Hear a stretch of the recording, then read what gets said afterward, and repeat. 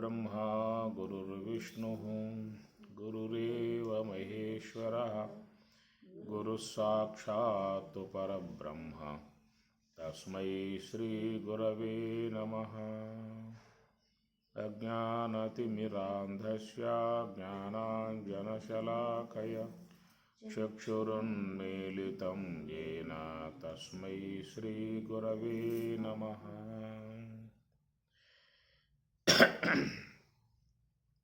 పరమ పూజ్యులు మహాత్ములు తత్వవేత్తలు బ్రహ్మవేత్తలు యోగులకు జ్ఞానులకు నమస్కరిస్తూ శ్రీ షిరిడి సాయినాథుని కృప సద్గురు శ్రీ సాయినాథునికి నమస్కరిస్తూ శ్రీ స్వరాజ్యాశ్రమ పూజ్య మహాత్ములు లక్ష్మణార్యులు అన్నయ్య తీర్థ స్వామివారు పూజ్య మహాత్ములందరికీ నమస్కరిస్తూ ఓం తత్సత్ ఓం తత్సత్ ఓం ఓం ఓం. చాతుర్వర్ణ్యం మయా సృష్టం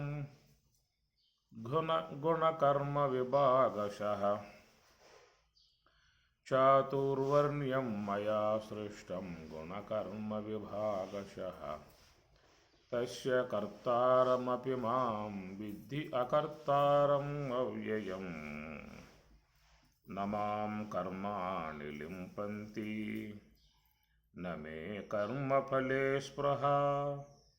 ఇతి మాం యోభిజానాతి కర్మభిర్న సబధ్యతే.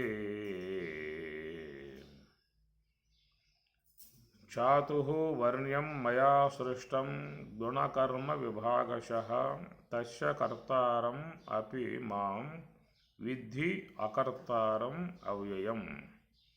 చాతుర్వర్ణ్యం 4 వర్ణములు గల వాట్లను మయా నాచేత గుణానాం కర్మాణం గుణకర్మ విభాగశః గుణముల యొక్క కర్మల యొక్క విభాగశః విభాగం అనుసరించి మయా సృష్టం నాచే సృష్టింపబడెను.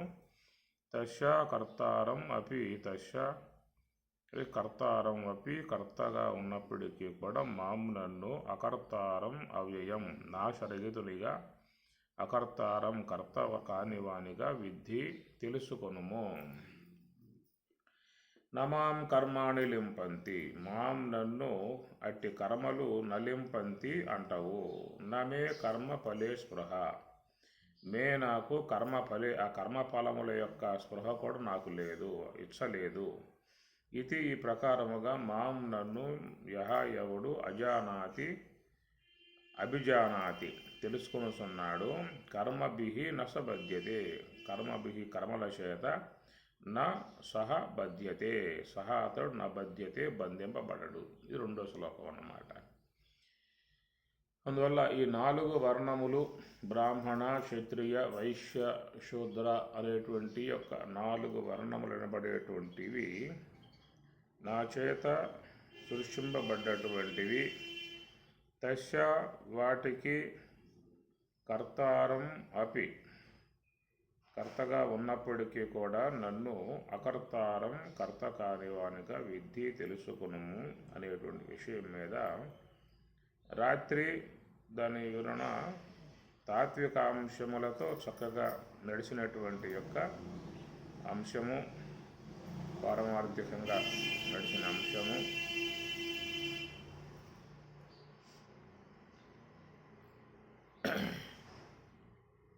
నాలుగు వర్ణములు బ్రాహ్మణ క్షత్రియ వైశ్య శూద్ర అనేటి 4 వర్ణములు. ఈ 4 వర్ణముల యొక్క సంబంధమై ఉన్నటువంటి అంశం మీకు 18వ అధ్యాయంలో కూడా స్వామివారి ప్రస్తావన తీసుకొస్తాడు. బ్రాహ్మణ క్షత్రియ విషాం శూద్రాణాం చ పరంతప కర్మాణి ప్రవిభక్తాని స్వభావ ప్రభవైః గుణైః. స్వభావ ప్రభవైః ఈ 4 కూడా బ్రాహ్మణ క్షత్రియ విషాం శూద్రాణాం చ పరం ఈ 4 కూడా కర్మాణి ప్రవిభక్తాని కర్మలను అనుసరించి ప్రవిభక్తాని విభజన అనుసరించి స్వభావ ప్రభవై గుణై వాళ్ళ స్వభావాలను బట్టి ఏర్పడ్డాయి అన్నాడు. ఎట్లాంటి స్వభావములనే మాట చూసినట్లయితే శమః దమః తపః శౌచం శాంతి ఆర్జవం ఏవ చ జ్ఞానం విజ్ఞానం ఆస్తిక్యం బ్రాహ్మం కర్మ స్వభావజం. బ్రాహ్మం కర్మ స్వభావజం. వాళ్ళకి స్వభావాన్ని బట్టి వాళ్ళను ఈ లక్షణాలను బట్టి బ్రాహ్మణులుగా చెప్పడం జరుగుతుంది. ఏంటంటే శమము ఉండాలి, దమము ఉండాలి, తపస్సు ఉండాలి, శౌచం ఉండాలి, శాంతి ఉండాలి, ఆర్జవం మృజత్వం ఉండాలి, జ్ఞానం విజ్ఞానం. ఈయన దాదాపుగా చూస్తే ఇది బ్రహ్మజ్ఞానికే వర్తిస్తుంది. శమము దమము తపస్సు శాంతి జ్ఞానం విజ్ఞానం. పరోక్ష జ్ఞానం అంటే పరోక్ష జ్ఞానం, విజ్ఞానం అంటే అపరోక్ష జ్ఞానం, బ్రాహ్మ్యానుభవం.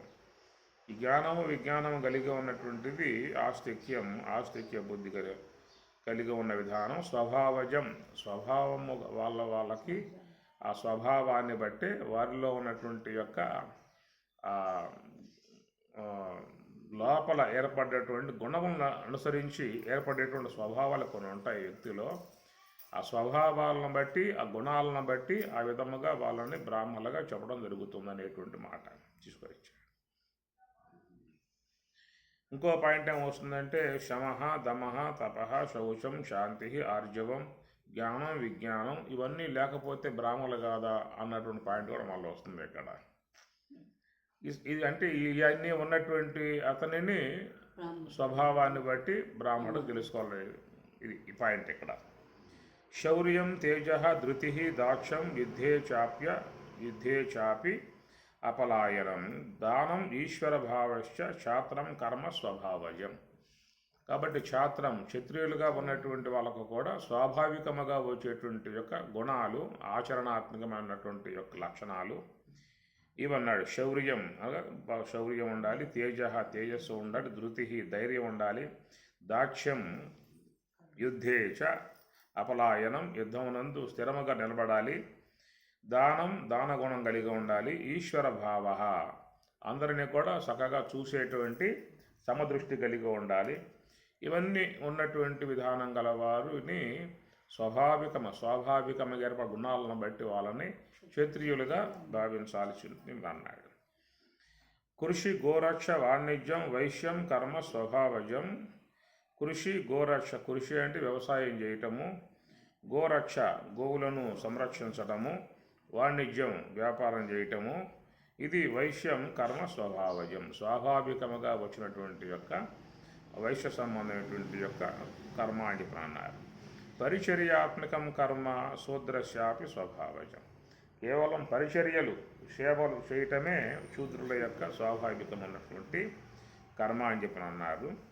స్వే స్వే కర్మణి అభిరత సంసిద్ధిం లభతే నరః స్వకర్మ నిరత సిద్ధిం యథా విందతి తత్వ శృణు అని ఇక్కడి నుంచి మళ్ళీ సబ్జెక్ట్ తీసుకుని వెళ్తూ ఉన్నారు. ఎందుకు ఇది మనం తీసుకోవడం అయిందని చెప్పానంటే 18వ అధ్యాయంలో బ్రాహ్మణ క్షత్రియ విషాం శూద్రానాంశ అనేటువంటి అంశాలు చెప్పుకొస్తూ ఇక్కడ వాళ్ళకి అవి వాళ్ళ యొక్క స్వభావాలను బట్టే వాళ్ళ వ్యవహారాన్ని బట్టే వాళ్ళకి ఆ విధంగా వచ్చినటువంటివి అనే మాట 18వ అధ్యాయంలో చెప్పాడు. ఇక్కడ 4వ అధ్యాయంలో చాతుర్వర్ణ్యం మయా సృష్టం అని అన్నాడు. నేను సృష్టించాను. మరి నేను సృష్టించాననేటువంటి మాట చెప్పినప్పుడు మరి అక్కడ స్వభావజం వాళ్ళ స్వభావాన్ని బట్టి ఏర్పడ్డాయి అనేటువంటి మాట అక్కడ చెప్పావు. ఇవి మయా సృష్టం, నా చేత సృష్టింపబడ్డాయి అనేటువంటి మాట ఇక్కడ చెప్తున్నటువంటి మాట. మరి దీంట్లో ఏది వాస్తవం? స్వాభావికముగా వాళ్ళకి ఏర్పడ్డటువంటి యొక్క విధానమా, లేక నువ్వు సృష్టిస్తే ఏర్పడ్డటువంటి విధానం? 2 అంశాలు ఎక్కడ వస్తాయన్నమాట. ఈ 2 ఉండకూడదు, ఏదో ఒకటి కరెక్ట్గా దాంట్లో వాళ్ళ యొక్క కర్మల యొక్క స్వభావాలను బట్టి వాళ్ళకి ఏ విధంగా ఏర్పడ్డాయి అనేటువంటి విధానం. లోకంలో అన్నీ కూడా ఎవరెవరు ఏ విధాయకాలుగా ఉన్నారని చెప్పానంటే వాళ్ళ వృత్తి విధానాలను బట్టి కొంత వ్యవహారాలు జరుగుతూ ఉంటాయన్నమాట. వృత్తి విధానాలను బట్టి అట్లా ఇక్కడ వాళ్ళ శమః దమః తపః శౌచం శాంతి ఆర్జవం ఏవచ జ్ఞానం విజ్ఞానం ఆస్తిక్యం ఇవన్నీ స్వభావజం, అలా స్వాభావికంగా ఎవరు ఎందైతే ఉంటాయో వాళ్ళు వారుగా చెప్పటం జరుగుతుంది అన్న విషయం అక్కడ వచ్చిందన్నమాట. మరి ఇక్కడ మయా సృష్టం, నా చేత సృష్టింపబడ్డాయి అనేటువంటి విధానం, అది ఇదో పాయింట్ అన్నమాట. రెండోది ఏంటంటే మనకి ఈ 4వ అధ్యాయంలో వర్ణ వ్యవస్థ తీసుకున్నప్పుడు చాతు వర్ణ్యం మయా సృష్టం గుణకర్మ విభాగశ అనే విధానములో వర్ణ్యం అనేది ఏకవచనం, అది వర్ణ్యం వర్ణ్యే వర్ణ్యాని అని రావాలన్నమాట. 4 సృష్టించాను అన్నప్పుడు 4 అంటే బహువచనం రావాలి, వర్ణ్యాని బహువచనం రావాలి. చాతు వర్ణ్యాని అంటే 4 వర్ణాలు నేను నిర్మాణం చేశానే విషయం రావాలి.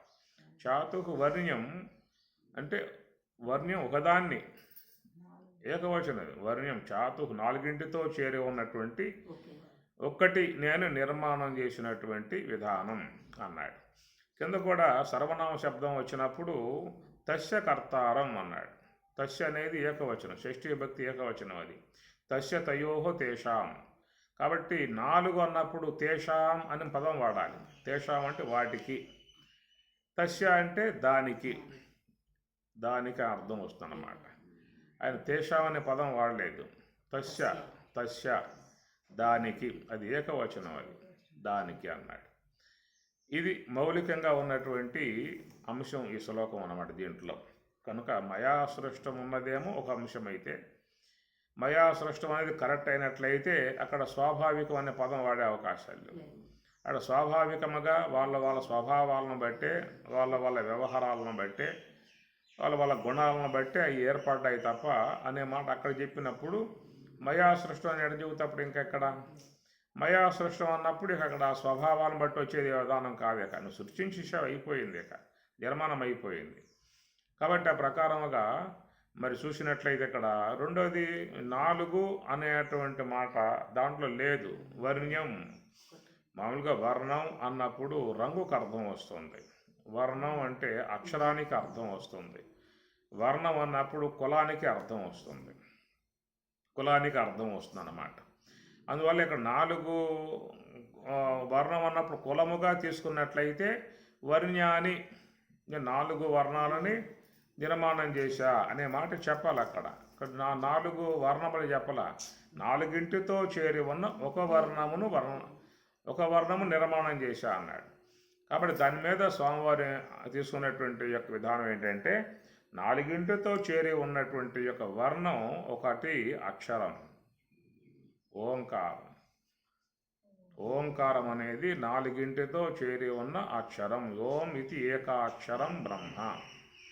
ఓం అనేటువంటిది 4తో చేరి ఉన్నటువంటి ఏకాక్షరం. ఓం ఏకాక్షరం, అది 4తో చేరి ఉన్నది. అంటే అకార, ఉకార, మకార, అర్ధమాత్ర అనేటువంటి వాళ్ళు 4తో చేరి ఉన్నది. ఈ ఉత్తర గీతలో కూడా స్వామివారు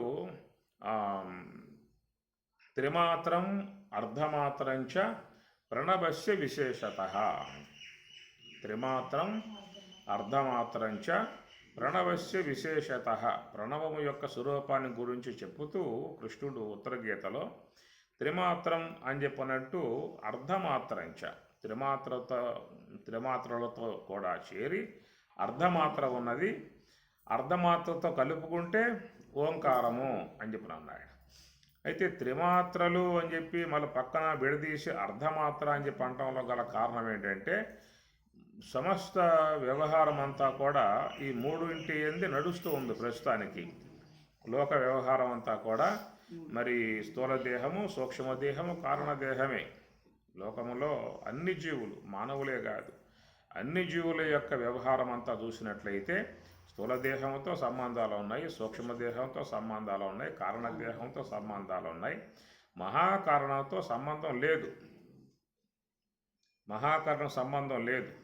మహాకారణంతో సంబంధం లేకపోవటం కారణంగా తురియ అనుభవం రావట్లేదు. స్థూలదేహంతో సంబంధం ఉంది కాబట్టి జాగ్రత్త అవస్థ వస్తుంది, సూక్ష్మదేహంతో సంబంధం ఉంది కాబట్టి స్వప్నావస్థ వస్తుంది, కారణదేహంతో సంబంధం ఉన్నది కాబట్టి సుషుప్తి అవస్థ వస్తుంది. వీటిలాగానే మహాకారణముతో కూడా సంబంధం ఉండి ఉన్నట్లయితే దాని ద్వారా తురియం రావాల్సి వచ్చేది. అది రావట్లేదు కదా. జాగ్రత్త ఆల్రెడీ వచ్చింది, స్వప్నం కూడా వస్తుంది, సుషుప్తి కూడా వస్తుంది. ఈ మూడు మాత్రలతో అనుసంధానం అనేది అనిశ్చితంగా లోకంలో అందరికీ కూడా కలుగుతున్న విధానం. కాబట్టి త్రిమాత్రం అర్ధమాత్రంచ అది విడదీసి చెప్పడం వల్ల కారణం ఏంటంటే అది సపరేట్గా ఉంది. అక్కడ దాని జోలికి ఎవరు పోవటం లేదు, దాన్ని ఎవరు స్పృశించటం లేదు. ఈ మూడింటితోనే తమ వ్యవహారం అంతా కొనసాగించుకుంటున్నటువంటి విధానం అన్నమాట. కాబట్టి అందువల్ల త్రిమాత్రం అర్ధమాత్రంచ అనేటువంటిది ఆ అర్ధమాత్రను వేరు చేసి మూడు మాత్రలను మాత్రమే చెప్పటం వల్ల. అయితే ఓంకారము అని చెప్పి అన్నప్పుడు అది కలుపుకోవాలని చెప్పి అన్నాడు. ఓంకారము అన్నప్పుడు అది కలుపుకోవాలన్నాడు. కానీ వ్యవహారం అనేది చూసినట్లయితే ఈ మూడింటి వరకే ఉన్నది. అకారం స్థూలదేహం, ఒకారం సూక్ష్మదేహం, మకారం కారణదేహం. కాబట్టి ఈ ప్రకారముగా జాగ్రత్త అవస్థ, స్వప్నావస్థ, సుషుప్తి అవస్థ, ఈ త్రివిధావస్థల విధానంలోనే అన్ని జీవులు కూడా ప్రయాణం చేస్తున్న విధానం తప్ప మహాకారణముతో మహాకారణ స్థలం, మహాజ్ఞాన స్థలం, హంసస్థలం, ఈ మహాకారణం అనేటువంటి స్థలము కాడ ఎవరు కూడా వస్తున్నట్టు విధానం కాదు. అందువల్ల శంకరాచార్యుల వారు కూడా నిషేధీకృతే నేతి నేతి వాక్యై సమాధిస్థితానాం అవస్థాత్రయ అతీతం అన్నాడు. అవస్థాత్రయ అతీతం అంటాడు. ఎందువల్ల ఇక్కడ ఎట్లయితే త్రిమాత్రం అర్ధమాత్రంచ అని ఎట్లా వేరు చేసి దాన్ని పక్కన చూపించాడో అట్లా శంకరాచార్యుల వారు కూడా త్రిమాత్రం త్రివిధావస్థలకు అతీతం అన్నాడు. అవస్థాత్రయ అతీతం అన్నాడు. ఎందుకు అంటే వాళ్ళు ఆ స్థానంకి వెళ్ళిపోయారు. అద్వైతం ఏకం పరంబ్రహ్మ నిత్యం. ఆ పరబ్రహ్మము అద్వైతం అనబడేటువంటి యొక్క అంశాలన్నీ కూడా ఎక్కడున్నాయి అని చెప్పానంటే అక్కడ అర్ధమాత్రలో చేరి ఉన్నాయన్నమాట. ఇవన్నీ కూడా అర్ధమాత్రలో చేరి ఉన్నాయి. మనకు మాండుక్యం కూడా చెప్పిన విధానంలో చూసినట్లయితే శాంతం శివం అద్వైతం చతుర్థం మన్యంతే స ఆత్మ సవిజ్ఞేయ. చతుర్థం అది 4వ స్థానం కింద వస్తుందన్నమాట. కాబట్టి ప్రకారంగా లోకంలో జీవులన్నీ కూడా మూడు మాత్రల యొక్క పరిధిలోనే తమ వ్యవహారములు చేసుకుంటున్న విధానము. ఈ 3 మాత్రలకు త్రివిధావస్థలకు మాత్రమే పరిమితమై ఉన్నటువంటి విధానము. ఇట్ల నుంచే వాటి జీవన విధానాలన్నీ కూడా నడుచుకుంటూ పోతూ ఉన్నాయి. దాని నుంచి వాళ్ళు వాటి యొక్క 3 అవస్థల ద్వారా ఏ యొక్క కర్మ సముదాయాలు వస్తూ ఉన్నాయో అవన్నిటిని కూడా భద్రపరుచుకుని మళ్ళా దేహాలు పొందటానికి గల మార్గాల వైపుకే ప్రయాణం చేస్తూ ఉన్నాయి. కనుక ఈ 3 మాత్రలకు స్థూలదేహము, సూక్ష్మదేహము, కారణదేహం. కారణదేహం అంటే అజ్ఞానం, మూలాభిజ అది ఉండటం కారణంగానే జీవత్వం వచ్చింది. ఇక సూక్ష్మదేహంలో ఉన్నటువంటి కర్మవాసనలు ఏవైతే ఉన్నాయో అవన్నీ కూడా రాబోయే దేహాలకు అవి కూడా తోడ్పడేటువంటివిగా ఉన్నాయి. ఇక ఈ పార్థివ దేహము అంటే దాని కాలమానముగా పరిమితముగా ఉండి అది కొంతకాలం పాటు ఉండి వెళ్ళిపోయేదిగా మాత్రం స్థూలదేహం ఉన్నది. కొద్ది కాలం పాటు మాత్రమే ఉండి వెళ్ళిపోయేదిగా స్థూలదేహం ఉన్నది. మిగతా 2 దేహాలు జీవుణ్ణి అంటిపెట్టుకునే ఉన్నాయి. సూక్ష్మదేహము, కారణదేహము 2 జీవుణ్ణి అంటిపెట్టుకునే ఉన్నాయి. అసలు జీవత్వం కూడా భాషించడానికి గల కారణం కూడా ఆ 2. కారణదేహం ఉండబట్టి జీవత్వం అనేటువంటిది భాషించింది. దానికి సూక్ష్మదేహం సపోర్టుగా ఉన్నది. తనలో నిశ్శబ్దం చేసుకున్నటువంటి కర్మవాసనల నుండి మళ్ళీ ప్రారంధం అనబడేటువంటి అంశం తీసుకుని ఇంకో కొత్త దేహాన్ని తీసుకునే విధానంగా చేస్తూ ఉన్నాయి. కనుక ఈ కారణదేహము, సూక్ష్మదేహం ఈ 2 కూడా తమ వ్యవహారం గడుపుకునే విధానం ఏంటంటే కొత్త దేహాలు తీసుకుంటూ ఉంటాయి, కొద్దికాలం వాడుకుంటూ ఉంటాయి, మళ్ళీ వదిలిపెట్టేస్తూ ఉంటాయి. మళ్ళీ లోన కర్మ అనేది పుణ్యపాప సంబంధ కర్మ ఉన్నది కాబట్టి ఆ కర్మను అనుసరించి మళ్ళీ కొత్త దేహాలు తీసుకుంటూ ఉంటాయి. మళ్ళీ లోకం వ్యవహారం చేసుకోవటం, ఈ ప్రపంచంతో అనుసంధానం పెట్టుకోవటం, ఈ విశ్వంలో ఉన్నటువంటి యొక్క భోగ సంబంధమై ఉన్న విషయాలని ఆస్వాదించుకోవటం, ఆ దేహానికి కాస్త మరి వయసు పైబడి జర్జితం అయిపోయిందా, ఉపయోగపడే వస్తువుగా లేకుండా పోయిందా అంటే ఆ దేహం కాస్త వదిలిపెట్టేసేసి మళ్ళీ కర్మ అనే భాగం ఉంది కాబట్టి ఆ కర్మను అనుసరించి మళ్ళీ ఇంకో దేహాన్ని తీసుకోవటం. ఇది ఒక అనుస్యోతముగా నడుస్తున్నటువంటి ప్రక్రియ అన్నమాట. ఇది ఎప్పటి నుంచి నడుస్తున్నటువంటి ప్రక్రియ. పరమాత్మ కూడా వాసాంసి జీర్ణాన్ని యథా విహాయ నవాని గృహణాది నరోపరాని తదా శరీరాన్ని విహాయ జీర్ణాన్ని అన్యాన్ని సంయాతి నవాన్ని దేవి. పాత వస్త్రాలు పోయి కొత్త వస్త్రాలు వచ్చినట్లుగా ఈ లోనున్నటువంటి యొక్క జీవుడికి సూక్ష్మ దేహానికి ఈ పాత దేహాలు పోయి కొత్త దేహాలు వస్తున్నాయి అనేటువంటి దానికి, ఆ కొత్త దేహాలు రావడానికి ఏంటంటే లోన సూక్ష్మ దేహాలు ఉన్న కర్మ అనేటువంటిది అది పెట్టుబడిగా పెట్టుకున్నది. ఎన్ని దేహాలు వస్తూ ఉన్నా కానీ దానికి ఎలాంటి యొక్క డోకా లేదు. ఎందుకంటే మళ్ళీ ఏ దేహం ధరిస్తే ఆ దేహం నుంచి మళ్ళీ కొంత భాగాన్ని తీసుకోవటం అవుతుంది. కొంత ఖర్చు అయిపోయినా మళ్ళీ అక్కడ రాగద్వేషాలతో ఇలాంటి గుణాలు ఏవైతే ఉన్నాయో వాటితో వ్యవహరించినప్పుడు దాని ద్వారా మళ్ళీ కర్మ అనేది ఆగామి రూపముగా తెచ్చుకుని మళ్ళీ నిశ్శబ్దం చేసుకుంటూ ఉన్న పరిస్థితి. అందువల్ల లోనున్న కర్మ అది అయిపోతుందనేటువంటి భయం అనేది అక్కడ లేదేక. ఎందుకంటే వచ్చేది ఎప్పుడు దానికి మించిన విధానంగా వస్తూ ఉంది, పడుతూ ఉన్నది. ఏదో కొంత పోతుంది తప్ప అంతా పోవటం లేదు.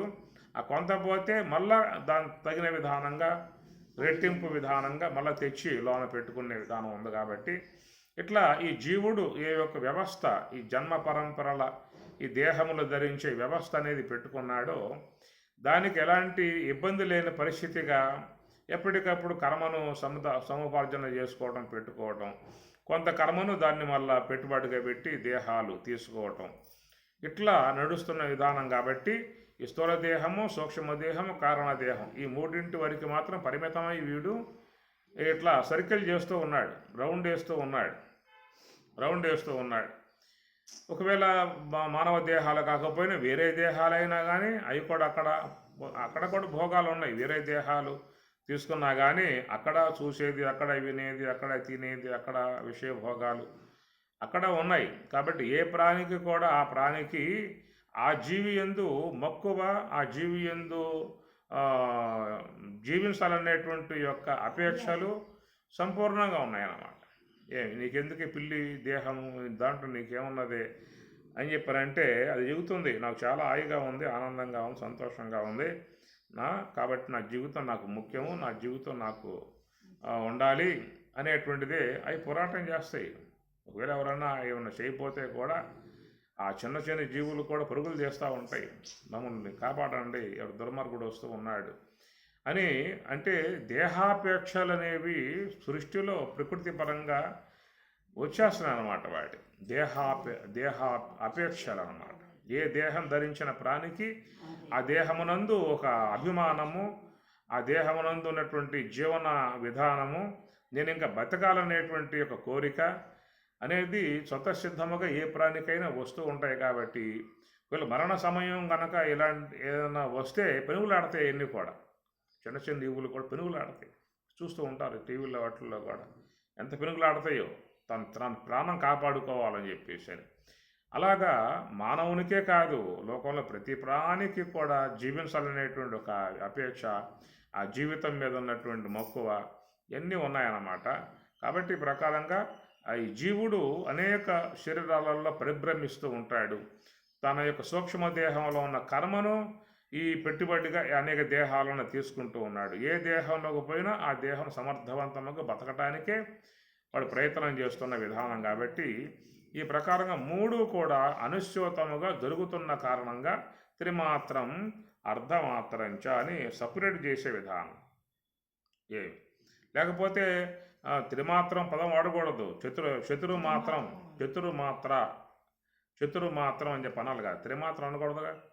అది కూడా ఈ దీంట్లో భాగంగా చేరి ఉన్నట్లయితే చతురుమాత్రం ప్రణవము అని చెప్పనాలన్నమాట. కానీ అక్కడ ఏమన్నా త్రిమాత్రం అని అంటూ అర్ధమాత్రతో కూడా కలుపుకోవాలయ్యా ఓంకారంలో అని చెప్పి అన్నాడు. ఎందుకంటే దాని జోలికి ఎవరు కూడా పోని కారణంగా అది కొంచెం పక్కన పెట్టిన అంశము. అంత మాత్రంతో ఓంకారంలో భాగం కాకుండా పోయింది కాదు. ఓంకారంలో భాగం కాకుండా పోయింది కాదు, అది ఓంకారంలో భాగమే.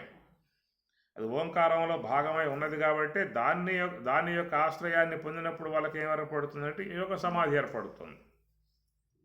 అకారం యొక్క ఆశ్రయంలో ఉంటే వాళ్ళకి జాగ్రత్త అవస్థ ఏర్పడుతుంది. ఓకారం యొక్క స్థానంలో ఉంటే వాళ్ళకి స్వప్నావస్థ ఏర్పడుతుంది. మకారంలో ఉంటే వాళ్ళకి సుషుప్తి అవస్థ ఏర్పడుతుంది. వాడు ఏ మాత్రతో చేరి ఉంటే వాడికి ఆ మాత్ర సంబంధ అవస్థ అనేది ఏర్పడుతుంది. ఒకవేళ ఈటి రాగానే మహాకారణాన్ని అర్ధమాత్రకు కూడా ఆశ్రయించి ఉన్నట్లయితే వాడికి యోగ సమాధి వస్తుంది. అకారం ఆశ్రయించినప్పుడు మరి జాగ్రత్త అవస్థ వచ్చిందిగా, ఒకారం యొక్క ఆశ్రయంలో ఉన్నప్పుడు స్వప్నావస్థ వచ్చిందిగా, మకారం యొక్క ఆశ్రయంలో ఉన్నప్పుడు సుషుప్తి అవస్థ వచ్చిందిగా. అట్టనే అర్ధమాత్రక ఆశ్రయంలో ఉంటే వాడికి యోగ సమాధి వస్తుంది. అయితే అక్కడికి ఎవరో కూడా పోతున్న పరిస్థితి కాదు. ఎందువల్లంటే అది గురువు యొక్క అధీనంలో ఉన్నటువంటి అంశం. అది స్వతసిద్ధంగా రాలేదు, ఎవరికి కూడా స్వతసిద్ధంగా రాలేదు. అది గురువు బోధ ద్వారా తెలియజేసి, తాత్విక అంశాలు తెలియజేసి, అర్ధమాత్ర యొక్క అంశాన్ని తెలియజేసి, అర్ధమాత్రయగు మహాకారణంలో హంస యొక్క ఆశ్రయంలో ఉండేటువంటి యొక్క విధానం అది గురువు ఏర్పాటు చేస్తున్నటువంటి అంశం అన్నమాట. ఆయన ఏర్పాటు చేయటం వల్ల ఆయన మాటను పరమ ప్రామాణికంగా తీసుకుని స్వామి చెప్పిన మాటను జీవితంలో అనుష్ఠించినప్పుడు నీకు ఆ మాత్ర నాలుగవదగు అర్ధమాత్ర సంబంధమై ఉన్నటువంటి యోగ సమాధి నీకు అప్పుడు దానివల్ల కలిగే విధానం ఏర్పడుతుంది. కనుక అర్ధమాత్ర అనేటువంటి దాని ద్వారా కలిగేటువంటి యొక్క యోగ సమాధి అనబడేటువంటిది అది పారమార్థిక వస్తువుతో మిళితమై ఉన్నటువంటి అంశం అన్నమాట. అది వ్యావహారిక వస్తువుతో మిళితమై ఉన్న అంశము కాదు. అర్ధమాత్ర కాడనేటువంటిది పారమార్థిక వస్తువుతో మిళితమై ఉన్నటువంటి అంశం. రెండు ఉన్నాయి కదా, వ్యావహారికము పారమార్థికము. వ్యావహారికం అంటే పంచభూతాత్మిక విశ్వం, నామరూపాత్మిక విశ్వం. అది శబ్ద స్పర్శ రూప రసగంధాలతో మిళితమై ఉన్నటువంటిది అన్నమాట. ఇట్లా శబ్ద స్పర్శ రూప రసగంధాలతో మిళితమై ఉన్నటువంటి యొక్క నామరూపాత్మిక విశ్వం ఉన్నదో ఆ నామరూపాత్మిక విశ్వం యొక్క సంబంధ అనుభవాన్ని పొందే విధానాల్లో ఈ మాత్రలు వినియోగించుకుంటూ ఉన్నాడు. అర్ధమాత్రం ఏమైందని చెప్పనంటే అది పారమార్థికమగు సచ్చిదానందమై ఉన్నటువంటి బ్రహ్మముతో అనుసంధానం పొంది ఉన్నటువంటి యొక్క మాత్ర అర్ధమాత్ర అన్నమాట. కాబట్టి లోకంలో మానవులకి ఏంటంటే పారమార్థికము యొక్క సంబంధ అంశం వాడికి స్పృహలో లేదు. కేవలం వ్యావహారిక సంబంధ అంశాలు స్పృహలో ఉన్నాయి, కానీ పారమార్థిక సంబంధమై ఉన్నటువంటి యొక్క అంశం మానవుని యొక్క స్పృహలో లేదన్నమాట. కాబట్టి ఈ పారమార్థిక సంబంధమై ఉన్నటువంటి యొక్క అంశం వాడికి స్పృహకు రావాలంటే ఈ ప్రస్థానత్రయాన్ని అధ్యయనం చేయాలి. ప్రస్థానత్రయం భగవద్గీత, ఉపనిషత్తులు, బ్రహ్మసూత్రాలను అధ్యయనం చేసినటువంటి వారికి మాత్రమే పారమార్థిక సంబంధమై ఉన్నటువంటి యొక్క అంశము స్పృహలోకి వచ్చే అవకాశం ఉన్నది.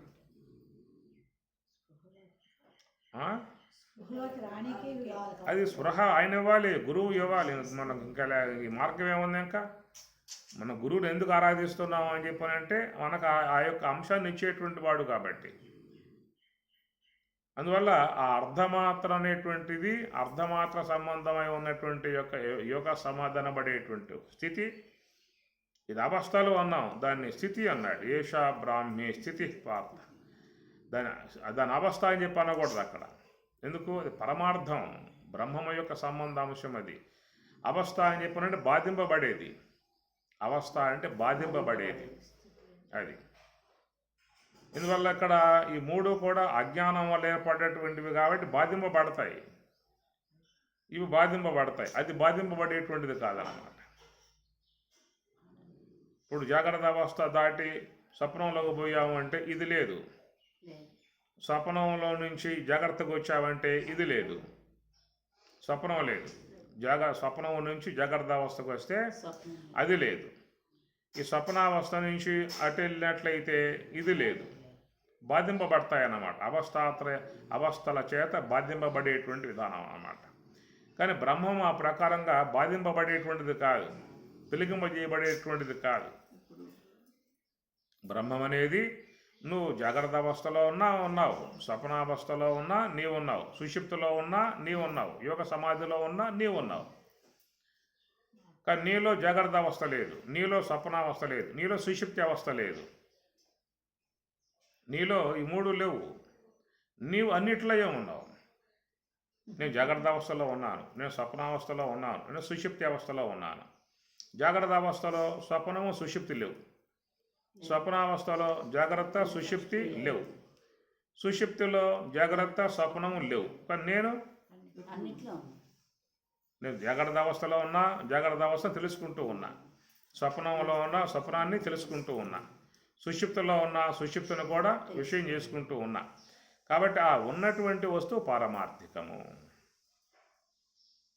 కనుక పారమార్థిక వస్తువుకి బాధ లేదు కాబట్టి దాని అవస్థ అని చెప్పి అనకూడదు. అవస్థ అంటే బాధింపబడేది. అపరోక్ష మిథ్యా నిశ్చయం బాధ అంటారు. అపరోక్ష మిథ్యా నిశ్చయం బాధ అంటారు. కాబట్టి మిథ్య అంటే ఒకప్పుడు ఉన్నది, ఒకప్పుడు లేదు. కానీ బ్రహ్మం ఒక అలాంటిది లేదు కదా. బ్రహ్మం ఒకప్పుడు ఉన్నది, ఒకప్పుడు బ్రహ్మం లేదని చెప్పడానికి వీలు లేదుగా. బ్రహ్మం ఎప్పటికీ ఉన్నది. దానికి ఎట్లా నిదర్శనం అని చెప్పినంటే నీవే. ఆ బ్రహ్మమే నీలో ప్రత్యేగాత్మగా ఉన్నది కాబట్టి ఆ ప్రత్యేగాత్మ యొక్క నిన్ను చూసుకో ఒకసారి. నువ్వు ఉన్నావా? ఉన్నావా అంటే ఉన్నాను అన్నాడు. కనుక ఉన్నాను అనేటువంటి యొక్క ఉనికికి లేమి చెప్పే అవకాశం లేదు. నేను ఉన్నాను, జాగ్రత్త అవస్థలో ఉన్నాను, స్వప్నావస్థలో ఉన్నాను, సుషుప్తి అవస్థలో ఉన్నాను, ఈ మూడు లేకపోయినా ఉన్నాను, యోగ సమాధిలో ఉన్నాను, తుర్యములో ఉన్నాను, తుర్యాతీతములో ఉన్నాను. అనుస్యూతముగా ఉన్నటువంటి ఎప్పుడైతే నేననేటువంటి యొక్క ఉనికికి ఒకప్పుడు ఉండుట ఒకప్పుడు లేకుండుట అనేటువంటి విషయం చెప్పామనుకో, అది కూడా మిథ్య అయిపోతుంది. సత్యం అంటానికి వీల్లేదు. సత్యం జ్ఞానం అనంతం బ్రహ్మ అంటాం కదా. కనుక సత్యత్వపు లక్షణం ఏంటంటే అది అన్ని అవస్థలలో ఉన్నది.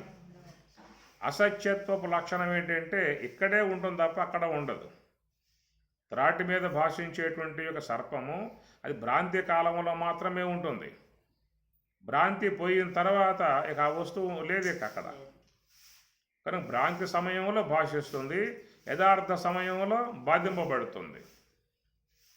అట్లాగే బ్రహ్మమనబడేటువంటిది అది అన్ని కాలాల్లో ఉన్నది. నువ్వు భ్రాంతిలో ఉన్నా అది లేకుండా పోయింది లేదు, భ్రాంతి పోయినా అది లేకుండా పోయింది లేదు.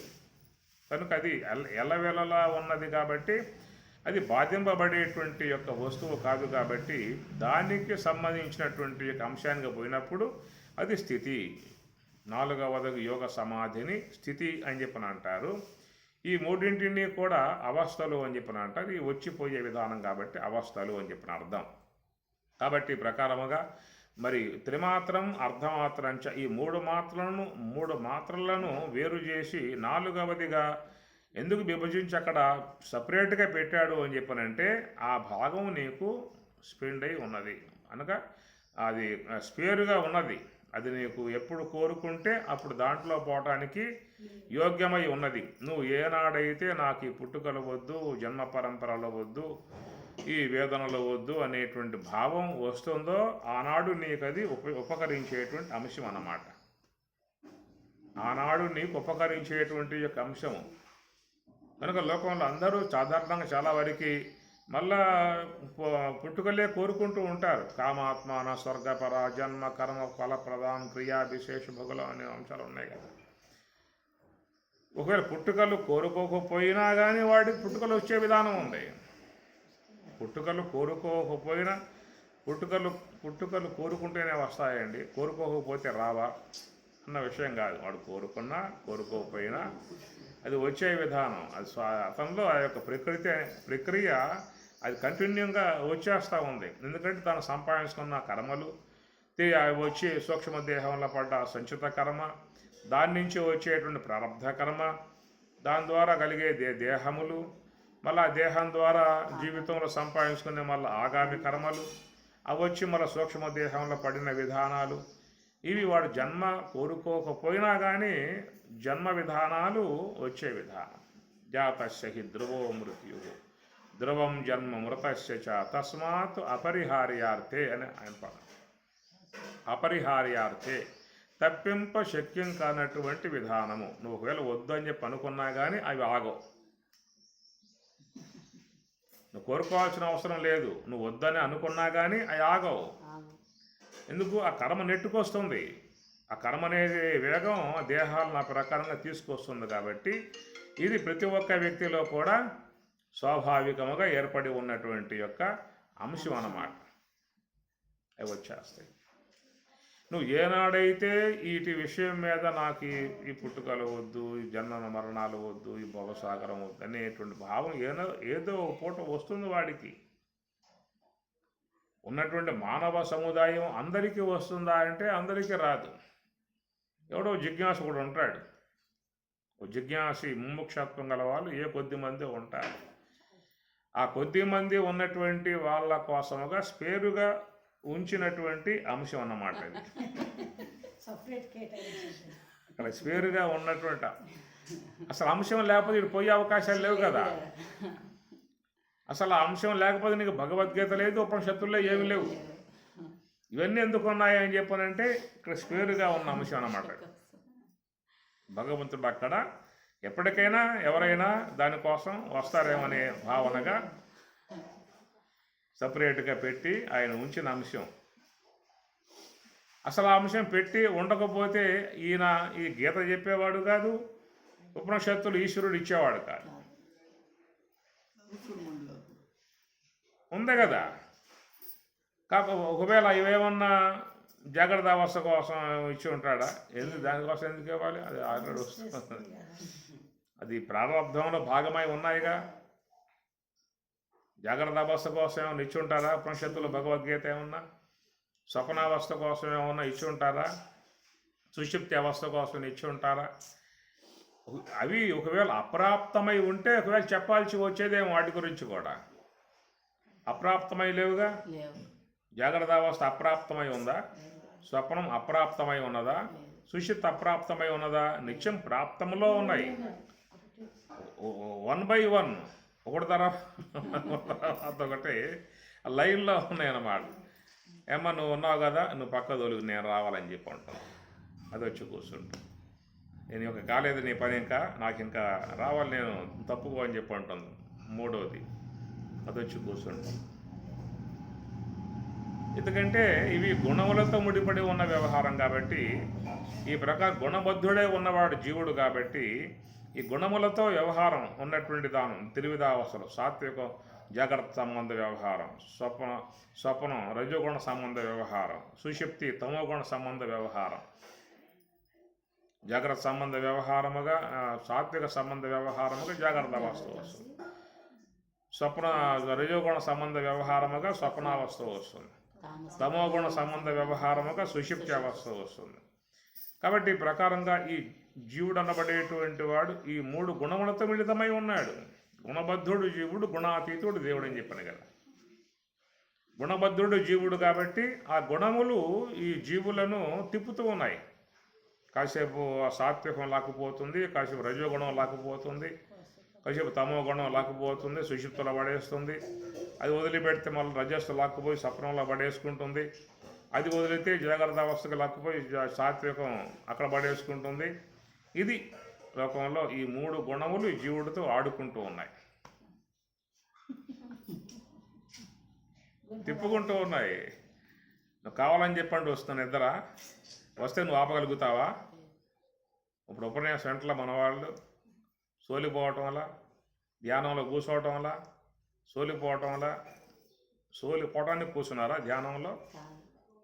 ఆ తన్నుకొచ్చింది, ఆపగలిగే అవకాశాలు కనపడలేదు, ముంచుకొచ్చేస్తూ ఉంది, పడేస్తూ ఉంది. మళ్ళా ఈ ప్రకారంగా 3 గుణములు అనబడేటువంటి వాటి చేత బద్ధుడై ఉన్నవాడు గుణబద్ధుడు జీవుడు అన్నారు. అందుచేత వానికి ఏంటంటే ఈ 3 అకార ఒకార మకార అనేటువంటి యొక్క 3 అంశములతో, 3 దేహాలతో, 3 అవస్థలతో ఎప్పుడూ కూడా వీడు పరిభ్రమిస్తున్నటువంటి విధానము. ఈ సర్కిల్లో జాగ్రత్త స్వప్న సుషుప్తి అకార ఒకార మకార సర్కిల్లో ఈ జీవుడు ఎంతో కాలముగా ఈ 3 ఎందే వాడు తిరుగుతున్నటువంటి పరిస్థితులు.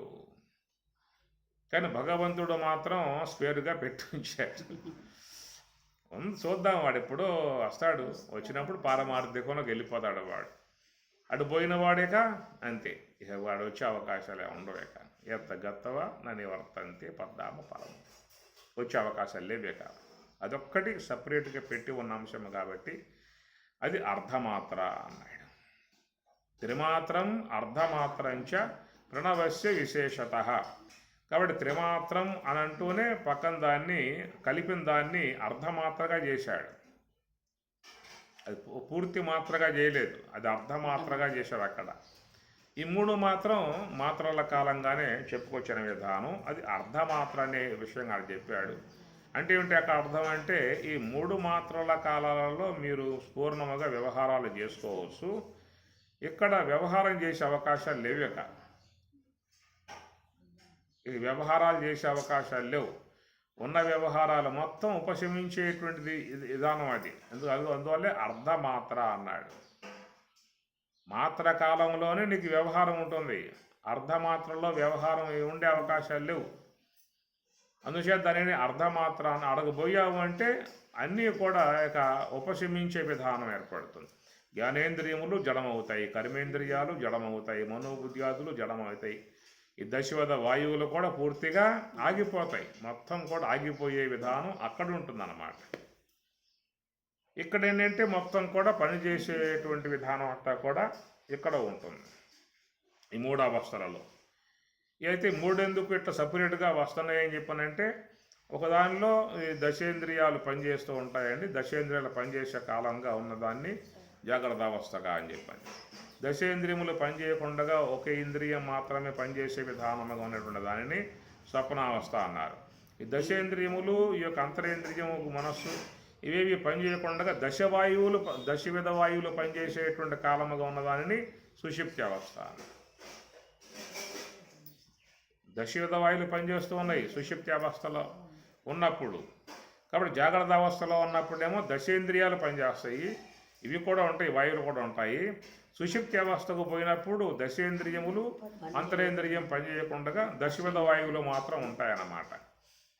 కాబట్టి ఇక్కడ ఒక వ్యవహారం అనే అంశం ఉన్నది కాబట్టి అకార మాత్ర, ఒకార మాత్ర, మకార మాత్ర అని మాత్రల కాలాలు చెప్పడం జరిగింది. ఇక్కడ వ్యవహారాలన్నీ ఉన్నాయి కాబట్టి అది అర్ధమాత్రగా అడగబోయావంటే ఇక దశేంద్రియాలు పనిచేసే విధానం ఉండదు, అంతఃకరణము పనిచేసే విధానం ఉండదు, దశవిధ వాయువులు కూడా పనిచేయక మొత్తం ఆగిపోతాయి. దశవిధ వాయువులు కూడా ఎప్పుడైతే ప్రాణశక్తి బ్రహ్మములో లీనమైపోయిందో ఇక ఎలాంటి శరీరములో వాయు సంచారం కూడా ఉండదన్నమాట. అయితే మరి వాయువు యొక్క విధానం కదా, దేహం యొక్క రక్షణ అంతా ఉన్నది. మరి వాయువు లేకపోతే దేహ పరిస్థితి ఏమిటనేది ఆలోచన ముఖ్యంగా వస్తుంది. ఎందుకంటే స్థూలదేహం అనబడేటువంటిది వాయువుల యొక్క ఆశ్రయంలో ఉండి పనిచేస్తున్నటువంటి విధానం కనుక వాయువు కనుక లేకపోతే దేహం పనిచేసే అవకాశం లేదు. ఆ దేహం శవమవుతుంది, అది ఇక క్షీణావస్థకి శిథిలమైపోతుంది. అక్కడి నుంచి దాంట్లో స్మెల్ వచ్చేసి శిథిలమైపోతుంది అన్నమాట. అందువల్ల పూర్ణముగా ఈ శ్వాసలన్నీ కూడా స్థూలదేహాన్ని తన అధీనంలోకి తెచ్చేసుకున్నాయి అన్నమాట. స్థూలదేహాన్ని శ్వాసలు తమ అధీనంలోకి తెచ్చేసుకున్నాయి. తెచ్చి ఆ దేహాన్ని ఎప్పటికప్పుడు శుద్ధం చేయటమే వాటి పని. ఇలాంటి మాలిన్యములు దాంట్లో ప్రవేశించిన ఎమ్మటే తోడి బయట పోసేస్తూ ఉంటాయి. బయట పోసే వాయు కార్బన్ డైఆక్సైడ్ అని చెప్పి అంటారు కదా, ఆక్సిజన్, కార్బన్ డైఆక్సైడ్ లోని శుద్ధమైన గాలి లోనకు పోతుంది, మలినమైన గాలి బయటకు వస్తున్నది.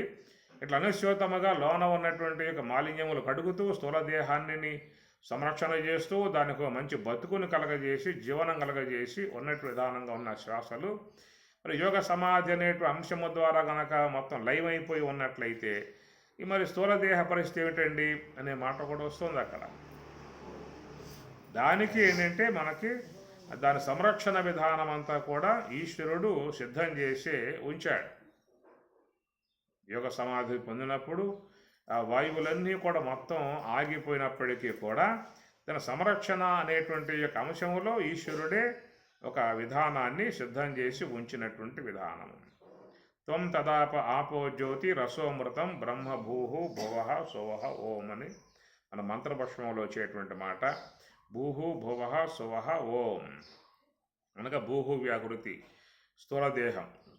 స్థూలదేహము జాగ్రత్త అవస్థ, విశ్వడు భూహు వ్యాకృతి, సూక్ష్మదేహము స్వప్నావస్థ తేజస్సుడు భువహ వ్యాకృతి, కారణదేహము సుషుప్తి ప్రాజ్ఞుడు సువహ వ్యాకృతి అన్నమాట. ఇట్లా నివృత్తి మార్గంలో ఉన్నప్పుడు, హంస యొక్క ఆశ్రయంలో ఉన్నప్పుడు అతడు ఈ భూహు వ్యాకృతిని అధిగమిస్తాడు, భువహ వ్యాకృతిని అధిగమిస్తాడు, సువహ వ్యాకృతిని అధిగమిస్తున్నాడు. భూహు భువహ సువహ అధిగమించేమయ్యాడు ఓం అన్నాడు. భూర్భువ సువహ ఓం అంటే ఓం అంటే బ్రహ్మం, ఓమిత్యకాక్షరం బ్రహ్మం. ఈ మూడు అధిగమించి బ్రహ్మంలోకి వెళ్ళిపోయాడు. ఏమి అధిగమించి బ్రహ్మంలోకి వెళ్ళిపోయినప్పుడు ఏమైంది అక్కడ? రసోమృతం త్వం తదాప ఆపో జ్యోతి. అక్కడ జ్యోతి ఉన్నది, మూర్ధాగ్ని ఉన్నది. మూర్ధాగ్ని అది ఆత్మాగ్నిగా పరిణమించిన విధానం. రెండవది రసోమృతం, మన శరీరంలో ఊరేటువంటి యొక్క ఆపోస్తలను ఏ రసాలైతే ఊరుతా ఉన్నాయో అవి అమృతం అన్నాడు. ఆ విధముగా అమృతమైనటువంటి యొక్క అంశాన్ని అక్కడ మరి ఆయన గారు ఈశ్వరుడు సర్వేశ్వరుడు సిద్ధపరిచాడని చెప్పని. యోగామృత రసం పీత్వా వాయుభక్ష సదాసుఖి యమమభ్యస్యతే నిత్యం సమాధి మృత్యునాశకృతు. మనకి ఈ పదాలు ఉత్తర గీతలో వస్తాయి. యోగామృత రసం పీత్వా, యోగామృతాన్ని ఆయన తాగుతూ ఉన్నాడు అక్కడ. ఎప్పుడు ఆ యోగ సమాధి స్థితికి వెళ్ళిపోయినప్పుడు ఆ యోగ సమాధిలో సూక్ష్మదేహం పూర్తిగా దాంట్లో విలీనమైపోయింది. జ్ఞానేంద్రియ కర్మేంద్రియ అంతరేంద్రియాలతో కూడా విలీనమైంది. మామూలుగా మనకేంటంటే సుషుప్తి అవస్థలో సూక్ష్మదేహము ఇంద్రియాల వరకే సద్దుమణిగా ఉంటాయి. ఈ దశవిధ వాయువులు మాత్రము పనిచేసేటువంటి విధానంగా ఉంటాయి ఆ సుషుప్తి అవస్థ అనే అంశం వరకు. అయితే యోగ సమాధాన పడేటువంటి నాలుగవది అర్ధమాత్రగా అన్నాడుగా. అర్ధమాత్ర అని చెప్పారంటేనే వ్యవహార రహితం అని చెప్పి అర్థం వస్తుంది అక్కడ. అర్ధమాత్ర అనే పదం వాడటంతోనే వ్యవహార రహితము, అవ్యవహార్యం, అగ్రాహ్యం, అలక్షణం, అచింత్యం, ఏకాత్, ప్రపంచ ఉపశమం, అవ్యవహారం అన్నాడు కదా. కనుక ఈ వ్యవహారాలు అనేటువంటి ఏవి కూడా సూక్ష్మదేహ సంబంధమై ఉన్న ఇంద్రియాలు, జ్ఞానేంద్రియములు, కర్మేంద్రియములు, అంతరేంద్రియములతో పాటు ఈ దశవిధ వాయువులు కూడా పూర్తిగా ఆగిపోయే పరిస్థితి ఏర్పడుతుంది. కాబట్టే అది అర్ధమాత్ర, వ్యవహారం లేని స్థితి అన్నాడు. మరి ఆ వ్యవహారం లేని స్థితిలో మరి దశవిధ వాయువులు కూడా వాటి పనులు పూర్తిగా మానుకుని ఉన్నట్లయితే దేహ పరిస్థితి ఏమిటి అనే విషయం వచ్చినప్పుడు రసోమృతం అని చెప్పుకొచ్చాడు. తం తదాప ఆపో జ్యోతి అనగా దేహంలో వేడి ఉన్నది. ఇప్పుడు ఎప్పుడైతే శ్వాస ఆగిపోయిందో శరీరంలో వేడి ఆగిపోయింది. ఎవరైనా మరణిస్తే, దేహం మరణిస్తే దాంట్లో శ్వాసలు ఆగటమే కాదు, దాంతోపాటు లోన ఉన్నట్టు అగ్ని కూడా చల్లారిపోతుంది. అగ్ని చల్లారబడింది కాబట్టి ఇక రక్త ప్రసరణ పూర్తిగా ఆగిపోయి గడ్డగట్టుకుని బీసుకుపోతాయి అవయవాలన్నీ కూడా మామూలుగా. ఇక్కడ ఏంటంటే ఆపోజ్యోతి, దీంట్లో అగ్ని అనేటువంటి అంశం అట్లాగే ఉందన్నమాట. అగ్ని అనేటువంటి యొక్క అంశం ఉండటం కారణముగా శరీరం కాంతివంతంగా ఉంటుంది. మహాత్ముల శరీరాలు కాంతివంతంగా ఉంటాయి. రెండవది రసోమృతం, ఆ రసం ఊరే రసాలన్నీ కూడా అమృతంగా పరిణమించాయన్నమాట. మామూలు స్థాయిలో ఉన్నటువంటి వాళ్ళకేమో రసాలు పడతా ఉంటాయి. ఇది యోగ సమాధికి పోయినటువంటి సందర్భంలో సర్వేశ్వరుడు ఆ రసాలని అమృతంగా పరిణమించాడు.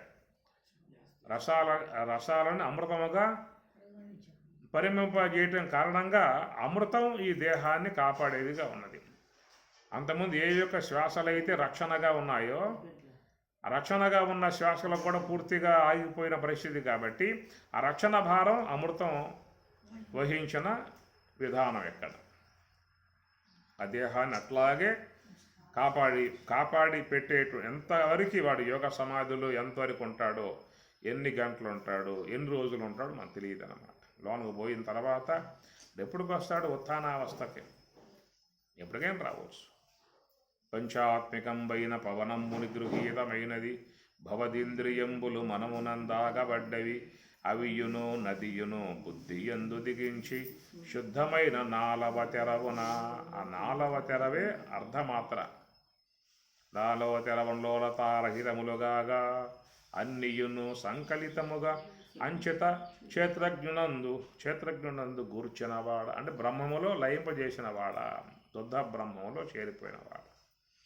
కాబట్టి పంచాత్మికంపైన పవనమ్ముని గృహీతమైనది, వాయువు ఆగిపోయింది. ఈ దశేంద్రియములు జ్ఞానేంద్రియాలు మొత్తం కూడా ఆ యోగ సమాధిలో ఆగిపోయేటువంటి యొక్క అంశాన్నే మీకు మనకి మహాత్ములు వాళ్ళు చెప్పుకొచ్చేటువంటి యొక్క అంశము. కాబట్టి అట్లాగా దశేంద్రియములతో పాటు దశ వాయువులు కూడా మొత్తం సూక్ష్మదేహం సమూలముగా, సూక్ష్మదేహం అన్నప్పుడు ఈ వాయువులతో కూడా కలుపుకొని చెప్పుకోవాలి.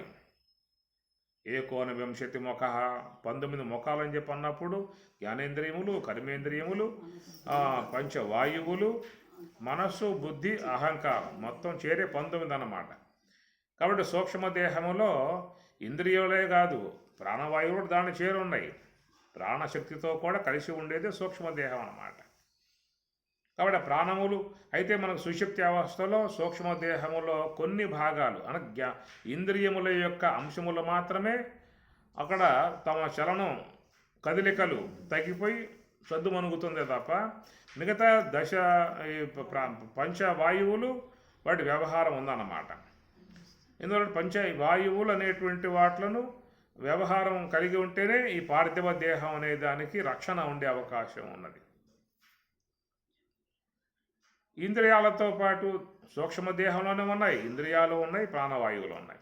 సూక్ష్మదేహంతో పాటు ఇంద్రియాలు సద్దుమణిగినట్లుగానే ఈ ప్రాణవాయువులు కూడా కనుక ఆగి ఉంటే ఇక్కడ దేహం అనేది పతనావస్థకి వచ్చే పరిస్థితి. కాబట్టి అక్కడ ఈ అవస్థ విషయాల్లో మాత్రం స్వామివారు సుషుప్తి అవస్థకు పోయినప్పుడు ఇంద్రియముల వరకు మాత్రమే విశ్రాంతి తీసుకునే అంశముగా పెట్టాడు.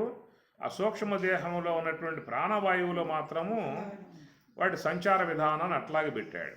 ఎందుకంటే ఈ దేహం యొక్క పవిత్రత అనేది ఉండాలి. కాబట్టి ఏమరపాటుగా శ్వాసలు కొంచెం ఏమాత్రం ఆగినా కానీ పతనం ఆరంభమవుతుంది, దేహంలో శిథిలత్వం ఆరంభమవుతుంది. కనుక దానికి ఎలాంటి యొక్క ఇబ్బంది కలగకుండా ఈ ప్రాణవాయువులో మాత్రం సంచారం కలిగి స్థూల దేహాన్ని కాపాడే అంశముగా పెట్టాడు. అయితే వాడికి విశ్రాంతి కావాలి కాబట్టి ఇంద్రియాలు మాత్రమే అవి విశ్రాంతి పొందే విధానంగా అది మన చేతిలో ఉన్న వ్యవహారం కాదు, అదంతా ఈశ్వరుని యొక్క అధీనములో చేరి ఉన్న అంశము. కాబట్టి ఆ ప్రక్రియ అక్కడ ఏర్పాటు చేశాడు. అయితే ఇక్కడ త్రిమాత్రం, అర్ధమాత్రం, దాని అర్ధమాత్రాన్ని వ్యవహార రహితముగా ఉన్న అంశము. కాబట్టి అక్కడికి పోయినప్పుడు సూక్ష్మదేహంలో ఇంద్రియాలే కాదు, ఈ సూక్ష్మదేహంలో ఉన్నటువంటి ప్రాణవాయువులతో కూడా మొత్తం లయమైపోయే విధానాన్ని అక్కడ పెట్టాడు. అర్ధమాత్ర అనేటువంటి యొక్క స్థానంలోకి నువ్వు పోయినప్పుడు అక్కడికి ఎవడో బాడు, ఎవరికీ తెలియదు. అది గురువు యొక్క మూలము నుంచే అది రావాలి, గురువు చెప్పందే వచ్చే అవకాశం కాదు. అది అర్ధమాత్ర అనేటువంటి అంశము, 4వ అంశము గురువు చెప్పందే వచ్చే అవకాశం కాదు. ఎందువల్లంటే ఆయన తన గురువు ద్వారా విని తాను సాధన చేసి నివృత్తి మార్గంలో పయనించి స్వరూపానుభవాన్ని పొందటం కారణంగా ఆయనకి తన గురువు ద్వారా వచ్చింది, ఆయనకి ఆపై గురువు ద్వారా వచ్చింది. గురు పరంపరగా నడుస్తున్నటువంటి అంశం ఈ 4వ మాత్ర కాడ, 4వ అర్ధమాత్ర కాడ అది నడుస్తున్న అంశం. ఈ గురు పరంపర అంతా కూడా అటు వస్తుందన్నమాట. అదంతా యోగ సమాధి సంబంధ పరంపర ఏమి. కాబట్టి ఆయన ఇవ్వగలిగితేనే మనకి ఈ 4వదగు అంశము మనలో అవగాహనకు వచ్చే అవకాశం ఉన్నది. దానిని పొందటానికి గల సాధనాంశము కూడా ఆయన ద్వారా మనకి వచ్చినప్పుడే ఆ మార్గంలో పోవటం అవుతుంది. కాబట్టి అది అర్ధమాత్రం పడేటువంటి యొక్క అంశములో చూసినట్లయితే అక్కడ సూక్ష్మదేహము యొక్క సంబంధ జ్ఞానేంద్రియ కర్మేంద్రియ అంతరేంద్రియాలతో కూడా ఈ ప్రాణవాయువులు కూడా ఆగిపోతాయి. ఆ మొత్తం ఆగితేనే యోగ సమాధిగా చెప్పే అవకాశం ఉన్నది. ఊర్ధ్వశూన్యం అధశూన్యం మధ్యశూన్యం నిరామయం సర్వశూన్యం నిరాభాసం సమాధిస్తస్య లక్షణం. ఊర్ధ్వశూన్యం అన్నాడు పైన ఉన్నటువంటి, అధశూన్యం కింద ఉన్నటువంటి, మధ్యశూన్యం మధ్యలో ఉన్నటువంటి. ఊర్ధ్వశూన్యం కారణదేహము, అధశూన్యం స్థూలదేహము, మధ్యశూన్యం సూక్ష్మదేహము, సర్వశూన్యం నిరాభాసం. ఇంకేవైనా ఉన్నాయి కాక ఆ మొత్తం కూడా మొత్తం ఆ యొక్క యోగ సమాధిలో మొత్తం విలీనం చెందాయి, అనక జడమైపోయాయి. ఆ విధముగా వచ్చినటువంటి యొక్క అంశమునే అది శుద్ధమై ఉన్న నాలవ తెరవు, శుద్ధమై ఉన్న నాలవ తెరవు, లోలతారహితములుగాగా అన్నియును సంకలితముగా అంచుద క్షేత్రజ్ఞులందు గూర్చినవాడు అనక బ్రహ్మములో చేరిపోయాయన్నమాట మొత్తం కూడా. కాబట్టి ప్రకారముగా ఈ మొత్తం ఈ సూక్ష్మదేహం యొక్క సంబంధ సమాచారం అంతా కూడా మొత్తం చేరిపోవటము. ఈ చేరిపోయేటువంటి సందర్భములో ఏం చెప్పారు అని చెప్పానంటే, ఇక సూక్ష్మదేహంలో ఏ మాలిన్యాలు అయితే ఉన్నాయో అవన్నీ కూడా జ్ఞానాగ్ని ద్వారా దగ్ధం చేసే ప్రక్రియ. అర్ధమాత్ర సంబంధమై ఉన్న వ్యవహారాలకు పోయిన తర్వాత ఈ జన్మరాహిత్యమై ఉన్నటువంటి యొక్క అంశము కదా అర్ధమాత్ర అనేటువంటిది, అది బ్రహ్మము యొక్క సంబంధ మార్గమై ఉన్నది. కాబట్టి ఈ జన్మకారకములై ఉన్నటువంటి కర్మవాసనలన్నీ కూడా అక్కడ ప్రక్షాళన చేయబడతాయి, నశింపజేయబడతాయి. జ్ఞానాగ్ని ద్వారా కాల్చివేయటం అనేది జరుగుతుంది అక్కడ. ఈ మూలా విద్య అనేది కూడా పూర్తిగా అంతరించే పరిస్థితి ఏర్పడుతుంది. ఈ ప్రకారముగా మొత్తం సమూలముగా ఇక వాడికి ఇక జన్మలకు కారకమై ఉన్నటువంటి ఏ అంశములు ఆయన మిగిల్చి ఉంచడేక, జన్మలకు కారకములై ఉన్నటువంటి ఏ అంశములు కూడా మిగిల్చి ఉంచే అవకాశాలు అక్కడ లేవేక. ఆ రూట్లోకి నువ్వు పోనేకూడదు. కానీ పోయావు అని చెప్పంటే మాత్రం నీకు మిగిలి ఉండేది ఏమో అక్కడ ఉండవేక. ఏదన్నా నీకు అపేక్షలు ఉంటే ఇంతవరకే ఉండు. నీకు అకారం ఉన్నది, ఒకారం ఉంది, మకారం ఉంది, భద్రంగా చూసుకుంటాయి, అవే తీసుకుపోతాయి, అవి మన దిగ విడుస్తాయి, అవే తీసుకెళ్తాయి. సుషిప్త అవస్థకు నువ్వు పోయావా, అవే తీసుకుపోయాయి, మళ్ళీ తీసుకొచ్చి ఇక్కడే దిగబెట్టి చేసాయి. అందువల్ల ఈ ప్రకారంగా ఈ వ్యవహారం అనేటువంటిది మాత్రం ఈ 3 మాత్రాల విధానాలలో నీకేమన్నా మిగిలి ఉండే అవకాశాలు ఉన్నాయన్నమాట. నువ్వు సంపాదించుకున్న కర్మలు కానీ, నీకున్నటువంటి యొక్క పుణ్యపాపాలు కానీ మొత్తం నీకు భద్రంగా ఉండేటువంటి విధానాలు ఈ 3 యందు మాత్రమే పరిమితముగా ఉన్నంతకాలం నీ యొక్క ఆస్తులకు, నీ యొక్క ప్రాపర్టీలకు ఎలాంటి యొక్క తేడాలు ఎక్కడ రావు, వాడికి ఎలాంటి యొక్క ఇబ్బందులు లేవు, భద్రత కానీ నీకు చక్కగా అన్నీ కూడా రాబోయే జన్మల్లో నీకు అందించేటువంటివిగా ఉన్నాయన్నమాట. ఆడకు పోయావు అనుకో ఏం మిగిలి ఉండే అవకాశాలు లేవేక. సశేషాలతో కూడా మొత్తం కాల్చి పారేస్తాడు, ఏమి ఉండదు అక్కడ. కాబట్టి ఆ ప్రకారంగా అక్కడ ఏర్పడి ఉన్నటువంటి యొక్క విధానంలో అర్ధమాత్ర తురియం 4వదిగా ఉన్నటువంటి అర్ధమాత్ర కాడ అది ఈశ్వరుడు అక్కడ కూర్చున్నాడు. కాల్చి పారేస్తాడు. ఈ 3 కూడా జీవుడు సంబంధం. జాగ్రత్త అవస్థ జీవుడు, స్వప్నావస్థ జీవుడు, సుషిప్తి అవస్థ జీవుడు. కాబట్టి వాడికి పేర్లు మారుతూ ఉన్నాయి. జాగ్రత్త అవస్థలో ఉన్నప్పుడు వాడి పేరు విశ్వడు, స్వప్నావస్థలో ఉన్నప్పుడు వాడి పేరు తేజస్సుడు, సుషిప్తిలో ఉన్నప్పుడు వాడి పేరు ప్రాజ్ఞుడు అని చెప్పని ఈ ప్రకారంగా వీడు జాగ్రత్త ప్రాజ్ఞుడుగా, మళ్ళా విశ్వడుగా, మళ్ళా తేజస్సుడుగా, మళ్ళా ప్రాజ్ఞుడుగా, మళ్ళా విశ్వడుగా, ఇట్లాగా ఆ తనలోనే తాను సర్కిల్ చేసుకుంటూ ఉన్నటువంటి విధానం అన్నమాట. అర్ధమాత్ర అనేటువంటి చోట చూసినట్లయితే ఇక్కడ ఈశ్వరాంశ ప్రగాఢంగా బాగా వికసించి ఉందన్నమాట. ఈశ్వరాంశ అనేది అర్ధమాత్ర కాడ ఉంది కనుక ఆ ఈశ్వరాంశగా ఉన్నటువంటి యొక్క అర్ధమాత్ర యొక్క ఆ క్షేత్రంలో కనుక పోయావు అని చెప్పనంటే ఈ జీవునికి సంబంధించి ఉన్నటువంటి ఏవి కూడా మిగిలే అవకాశాలు లేవే.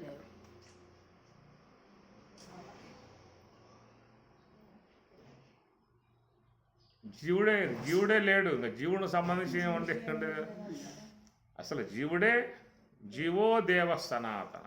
జీవుడు అక్కడ దేవుడైపోయాడు, బ్రహ్మం అయిపోయాడు.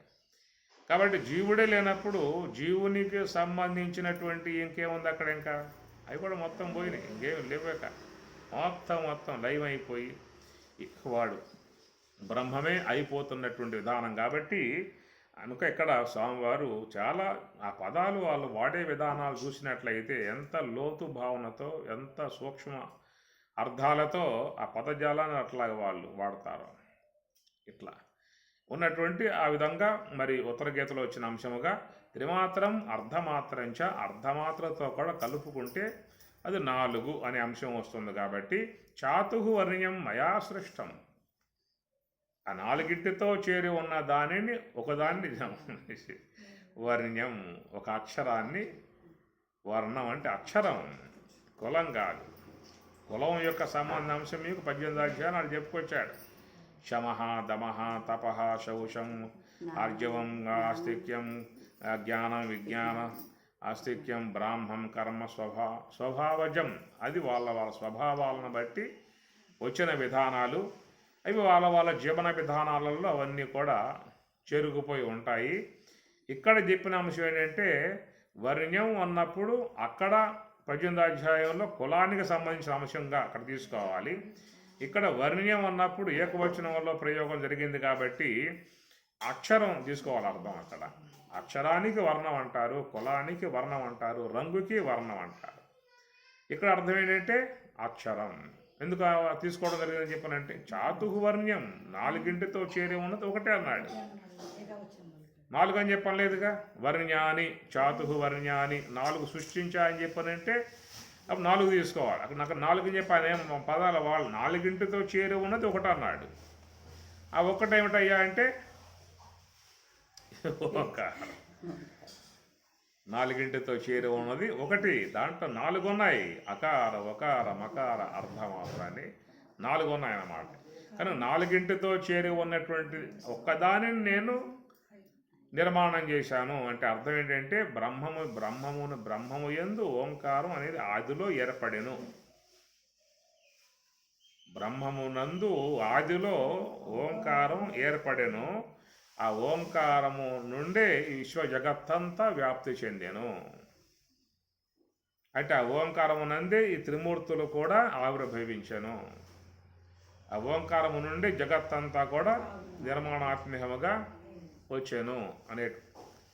అందువల్ల మనకి స్వామి చూస్తే మనకి దివ్య జీవన జ్యోతిలో స్వామి గారు ఈ ఓంకారం అకార ఒకార మకారం పెట్టి పెద్ద చాట చెప్పురాల బ్రహ్మాండ విచారంలో ఆ ప్రకారంగా చెప్పిన విధానం. కాబట్టి ఈ ప్రకారంగా అది ఓంకారం యొక్క సంబంధ అంశము. ఈ ప్రకారం అకార ఒకార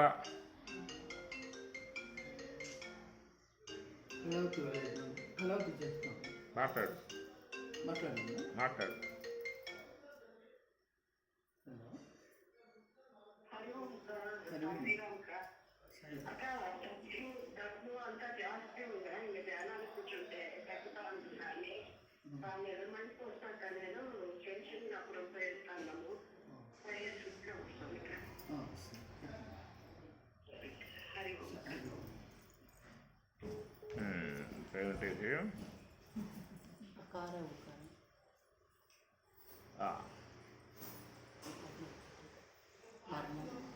అందువల్ల ఇక్కడ చాతుర్వర్ణ్యం మయా సృష్టం. చాతుర్వర్ణ్యం 4తో చేరి ఉన్నటువంటి ఓంకారము సర్వేశ్వరుడి నుంచి, బ్రహ్మము నుంచి ముందుగా ఏర్పడింది ఓంకారం సృష్టిలో. దాని నుంచి విశ్వమంతా కూడా ఓంకారం నుండే మొత్తం త్రిమూర్తులతో సహా ఓంకారము నుండే మొత్తం వచ్చాయి. మొత్తం ఓంకారములోనే ఇమిడి ఉన్నాయి. ప్రణవస్వరూపుడు భగవంతుడు ఈశ్వరుడు అని చెప్పింది. కాబట్టి ఆ ప్రకారంగా ఈ ఓంకారంలోనే అన్ని ఇమిడి ఉన్నట్లుగా, త్రిమూర్తులు ఉన్నట్లుగా మనకి యొక్క దేహత్రయం చూసినట్లయితే అకారంలో స్థూలదేహం, ఒకారంలో సూక్ష్మదేహం, మకారంలో కారణదేహం, అర్ధమాత్రక మహాకారణం 4 దాంట్లోనే ఉన్నాయి.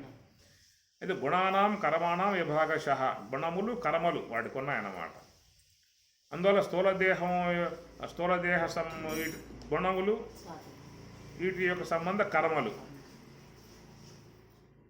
ఎవరికుండే కర్మలు వాళ్ళకు ఉన్నాయి. ఇప్పుడు బ్రహ్మం ఉన్నాడు, ఆయన సృష్టి కర్మ. విష్ణువు ఉన్నాడు, ఆయన పోషించే పోషణ విధానమై ఉన్న కర్మ. రుద్రుడు ఉన్నాడు, లయింపజేసే కర్మ. అట్లా లోకంలో సకల దేవతలకు ఎవరెవరి యొక్క డ్యూటీలు వాళ్ళకు ఉన్నాయి. ఇంద్రుడు పని వానికి ఉన్నది, వాయువు యొక్క పని ఆయనకున్నది, అగ్ని యొక్క పని ఆయన ఉన్నది, వరుణుడు యొక్క పని ఆయనకున్నది. ఈ ప్రకారంగా అందరికీ కూడా ఆయా క్రియలన్నీ కూడా స్వతసిద్ధంగా ఏర్పడి ఉన్నటువంటి విధానములు, అది గుణములు కర్మలు అనేటువంటి చాటి చేత. దేవతలు గుణములు అనుకుంటాం, పితృదేవతలు రజోగుణము, భూత ప్రేత గణాలు తమో గుణము, వాటి సంబంధ క్రియలు. ఏ గుణములు ఉంటాయో ఆ క్రియలు అక్కడ ఉంటాయన్నమాట. గుణ ప్రవృద్ధ గుణాలను అనుసరించి ప్రవృద్ధ వాటిలో వృత్తులు అనేటువంటివి వస్తూ ఉంటాయి. ఎవరెవరిలో ఏ గుణం ఉంటుందో వారిలో ఆ కర్మలే ఉంటాయి, గుణ సంబంధ కర్మలు. సాత్విక సంబంధమై ఉన్న గుణం గలవారు సాత్విక సంబంధ క్రియలు చేస్తారు. రజోగుణ సంబంధమై ఉన్న గుణం ఉన్నటువంటి వాళ్ళు రజోగుణ సంబంధ క్రియలు చేస్తారు. తమో గుణం కలిగి ఉన్నటువంటి వాళ్ళు తమోగుణ సంబంధ క్రియలు చేస్తారు. గుణ కర్మ. గుణములు లేకుండా కర్మలు అనేటువంటి వచ్చే అవకాశాలు లేవు. గుణాలను బట్టి కర్మలు ఏర్పడతా ఉంటాయి. బ్రహ్మదేవుల వారు సృష్టి కర్మ ఎందుకు వచ్చిందంటే రజస్సు యొక్క ప్రభావాన్ని బట్టి. అట్లా విష్ణువులో పోషణాత్మిక కర్మ ఎందుకు వచ్చిందంటే సాత్వికాన్ని బట్టి. అట్లా శివుని యందు లయాత్మిక కర్మ ఎందుకు తమో గుణాన్ని బట్టి. ఇట్లా ఆ గుణాలను బట్టి క్రియలు అనేటువంటివి వస్తూ ఉంటాయి. మనం చూస్తున్న లోకంలో కూడా ఎవరెవరు ఏ ఏ గుణాలు కలిగి ఉన్నట్లయితే వాళ్ళ కర్మలు ఆ ప్రకారంగా ఉంటాయి. ఏమిరా అని చెప్పి అది వాడు గుణం రా ఏం చేస్తాము అంటూ ఉంటాం మనం. అదంతే, వాడు గుణం, అది మారేది కాదు, ప్రవర్తిస్తూ ఉంటాడు. మనం ఆశ్చర్యపోతూ ఉంటాం కొన్ని విషయాలలో. ఎందుకంటే మనకున్న స్వభావము, మనకున్న గుణ విధానం చూస్తే మనకున్న క్రియలు మనకు ఉంటాయి కదా, ఇవి మనకు ఏర్పడి ఉన్నాయి కాబట్టి అక్కడ చూసినప్పుడు ఎట్లా ఉన్నాయి ఏమిటబ్బా అని చెప్పి అంటూ ఉంటాం. గుణ కర్మ విభాగశ, గుణానాం కర్మాణం విభాగశ. కాబట్టి వాడిలో ఆ గుణం అనేది పనిచేస్తూ ఉన్నప్పుడు వాడి క్రియలు అంతే మనకు ఆశ్చర్యం వేస్తుంది. ఎందుకంటే మన యొక్క స్వభావం, మన గుణాలను బట్టి మన స్వభావాలు ఉన్నాయి కదా, వాటితో మనం కంపేర్ చేసినప్పుడు ఎట్లా ఉన్నారేమిటబ్బా అని చెప్పి అనిపిస్తూ ఉంటుంది. అట్లాగే ఉంటాడు, మనం ఎట్లాగే ఉంటాం. మన గుణాన్ని బట్టి వాడి గుణాన్ని బట్టి వాడు అట్లాగే ఉంటాడు, అంతే. ఇక మార్రా అని చెప్పి అంటూ ఉంటాం మనం. వాడు మారే విధానం కాదుగా. గుణంలో మార్పు వస్తే క్రియలో మార్పు వస్తుంది, గుణంలో మార్పు వస్తే క్రియలో మార్పు వస్తుంది. మరి ఆ గుణం పోవాలంటే అంత సామాన్య అంశం కాదు, పోవటం అది తేలిక కాదు. అది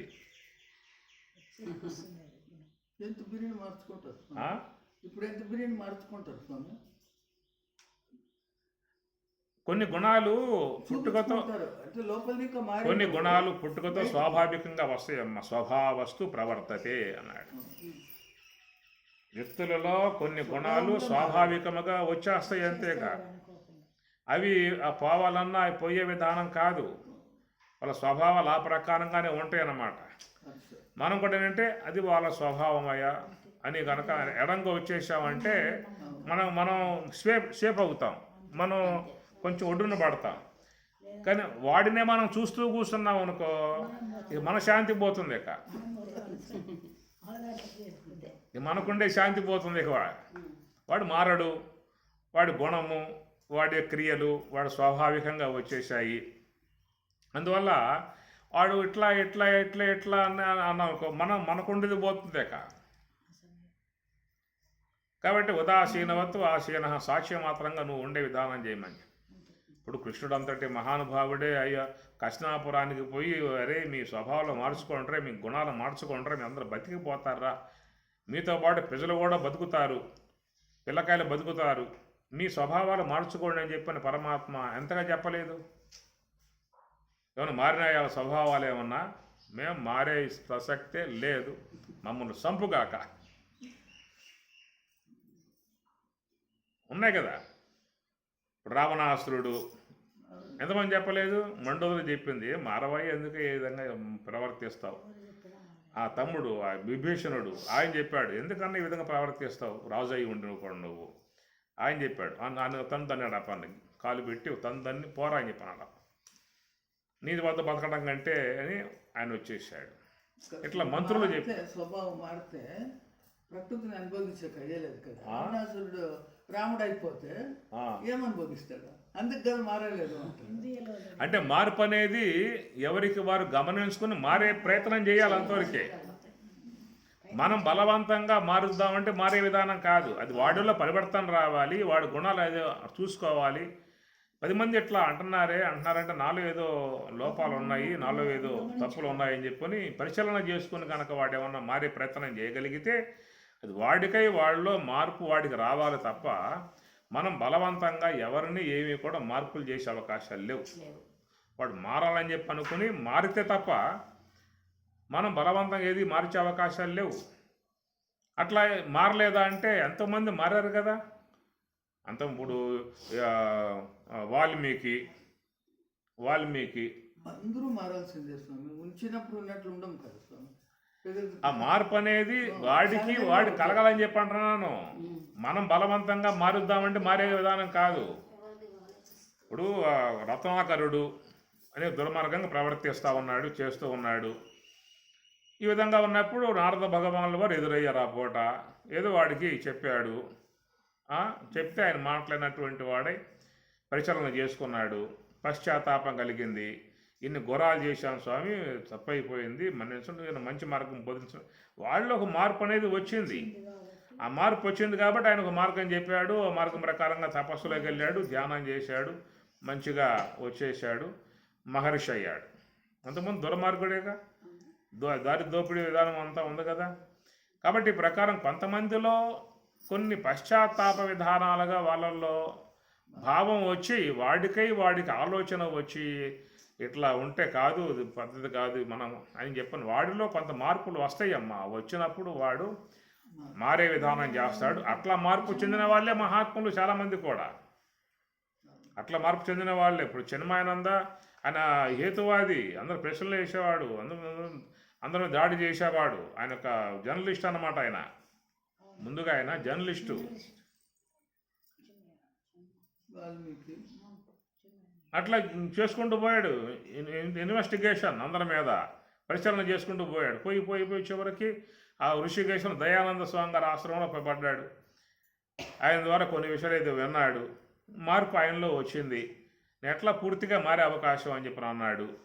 తపోవనం ఒకటి ఉన్నది ఉత్తరకాశీలో, అక్కడ తపోవన మహారాజు ఉన్నాడు, ఆడ బొమ్మన్నాడు, ఆడ పంపించాడు. ఆయన దగ్గర చాలా కాలం ఉండి శాస్త్రాధ్యయనం చేశాడు. పూర్తి మార్పు వచ్చేసింది ఆయనలో. ఏ యొక్క జర్నలిస్టుగా ఉంటూ, విమర్శకుడుగా ఉంటూ, హేతువాదిగా ఉంటూ ప్రయాణం చేసిన విధానమే అతనిలో ఒక పశ్చాత్తాపం రావటము, లేకపోతే మార్పు విషయాలు గమనించుకోవటము, మారాలనేటువంటి యొక్క భావం రావటము జరిగింది. అట్లా ఆయన దగ్గర పోయి అక్కడ ఉండి ఎంతో శాస్త్రాధ్యయనం చేసి తర్వాత మరి శివానంద స్వామి దగ్గర సన్యాసం తీసుకుని లోక ప్రచారం చేసి గొప్ప సంస్థలు స్థాపించలేదా? మార్పు అనేది వస్తుంది. అది మనం తెచ్చేది కాదు, వాడిలో కలగాలన్నమాట. కలిగితే కొంత సాత్వికం కూడా వ్యక్తిలో పనిచేసే విధానం ఉన్నప్పుడు మార్పులు వాళ్ళలో త్వరగా వచ్చే అవకాశం ఉంటుంది అన్నమాట. ఈ తమస్సులు ప్రగాఢంగా బాగా దృఢపడి ఉన్నట్లయితే అవి అంతగా మార్పు రావడానికి అవకాశాలు ఉండవు. కొంతమందిలో ఏదో కొంత సాత్వికం చేరి ఉంటుంది కదా, వాళ్ళు తెలియక అజ్ఞానంతో ప్రవర్తించే విధానం ఉన్నప్పటికీ కూడా కొంత సాత్వికం ఏర్పడినప్పుడు వాడిలో కొంచెం మార్పులు అనేటువంటి వాటిలకు అవకాశం వస్తుంది అక్కడ. ఇప్పుడు వెన్న కరిగిపోతుంది, వేడి చేస్తే కరిగిపోతుంది. రాయి కరగదుగా, రాయి కరగాలని కరుగుతుంది, దాని దారుణ ఆజ్ఞ కావాలి.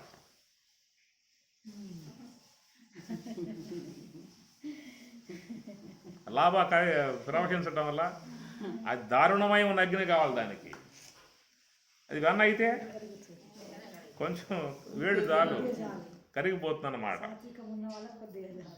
అట్లాగా సాత్వికం కొంత వాడిలో కనుక పనిచేసేదిగా ఉన్నప్పుడు తప్పు పొరపాట్లు కలిగి వ్యవహరించినా కానీ ఎమ్మటే మళ్ళీ వాడిలో ఒక చక్కటి మార్పు వస్తుంది, ఆలోచించుకుంటాడు, ఆలోచించుకుని తగు మార్గం ఏదో విచారించుకుని పయనించే అవకాశం అనేటువంటిది ఏర్పడుతుందన్నమాట.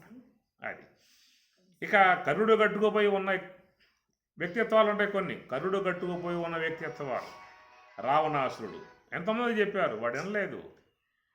చివరికి మరి యుద్ధం ఆరంభం అయ్యే సందర్భంలో అంగదుడు వచ్చాడు. వాడు చెప్పాడు, మారవయ్య, మా స్వామి లంక దాటి వచ్చేసాడు, బాణం సంధిస్తే మిగిలే అవకాశాలు ఉండవు, ఇప్పటికైనా మారు, స్వామి పంపించాడు, మారి రాగలిగితే ఆయన వెనక్కి వెళ్ళిపోతాడు. చెప్పినా కానీ వినలేదు. చివరికి దాంట్లో సోదరులు, కొడుకులు, మనవాళ్ళు అందరూ పోయారు. అసలు చివరి వాడే రావాల్సి వచ్చింది. స్వామి కొట్టాడు దెబ్బలు, కింద పడ్డాడు. అపనే, అరే నువ్వు కింద పడ్డావు, నేను ఈ యుద్ధం చేయటం ధర్మం కాదు, నేడెళ్ళి రేపు రా అన్నాడు. ఆలోచించుకో ఇప్పటికైనా, ఇప్పుడు మొత్తం అయిపోయిందేక, నువ్వు కూడా అయిపోతావు, ఆలోచించుకో, చివరిగా నీకు అవకాశం ఇస్తానని చెప్పి కూడా అక్కడ అవకాశం ఇస్తాడు. అప్పుడైనా మారే విధానం అంటే మారలేదు వాడు. అక్కడ కరుడు గట్టి ఉన్న వ్యక్తిత్వాలు కొన్ని ఉంటాయి. ఇక వాటిని చూసినప్పుడు మనకి ఆశ్చర్యం కలగటమే తప్ప, జాలి పడటమే తప్ప వాటి మీద మనం చేయగలిగే అవకాశాలు ఏమి లేవు.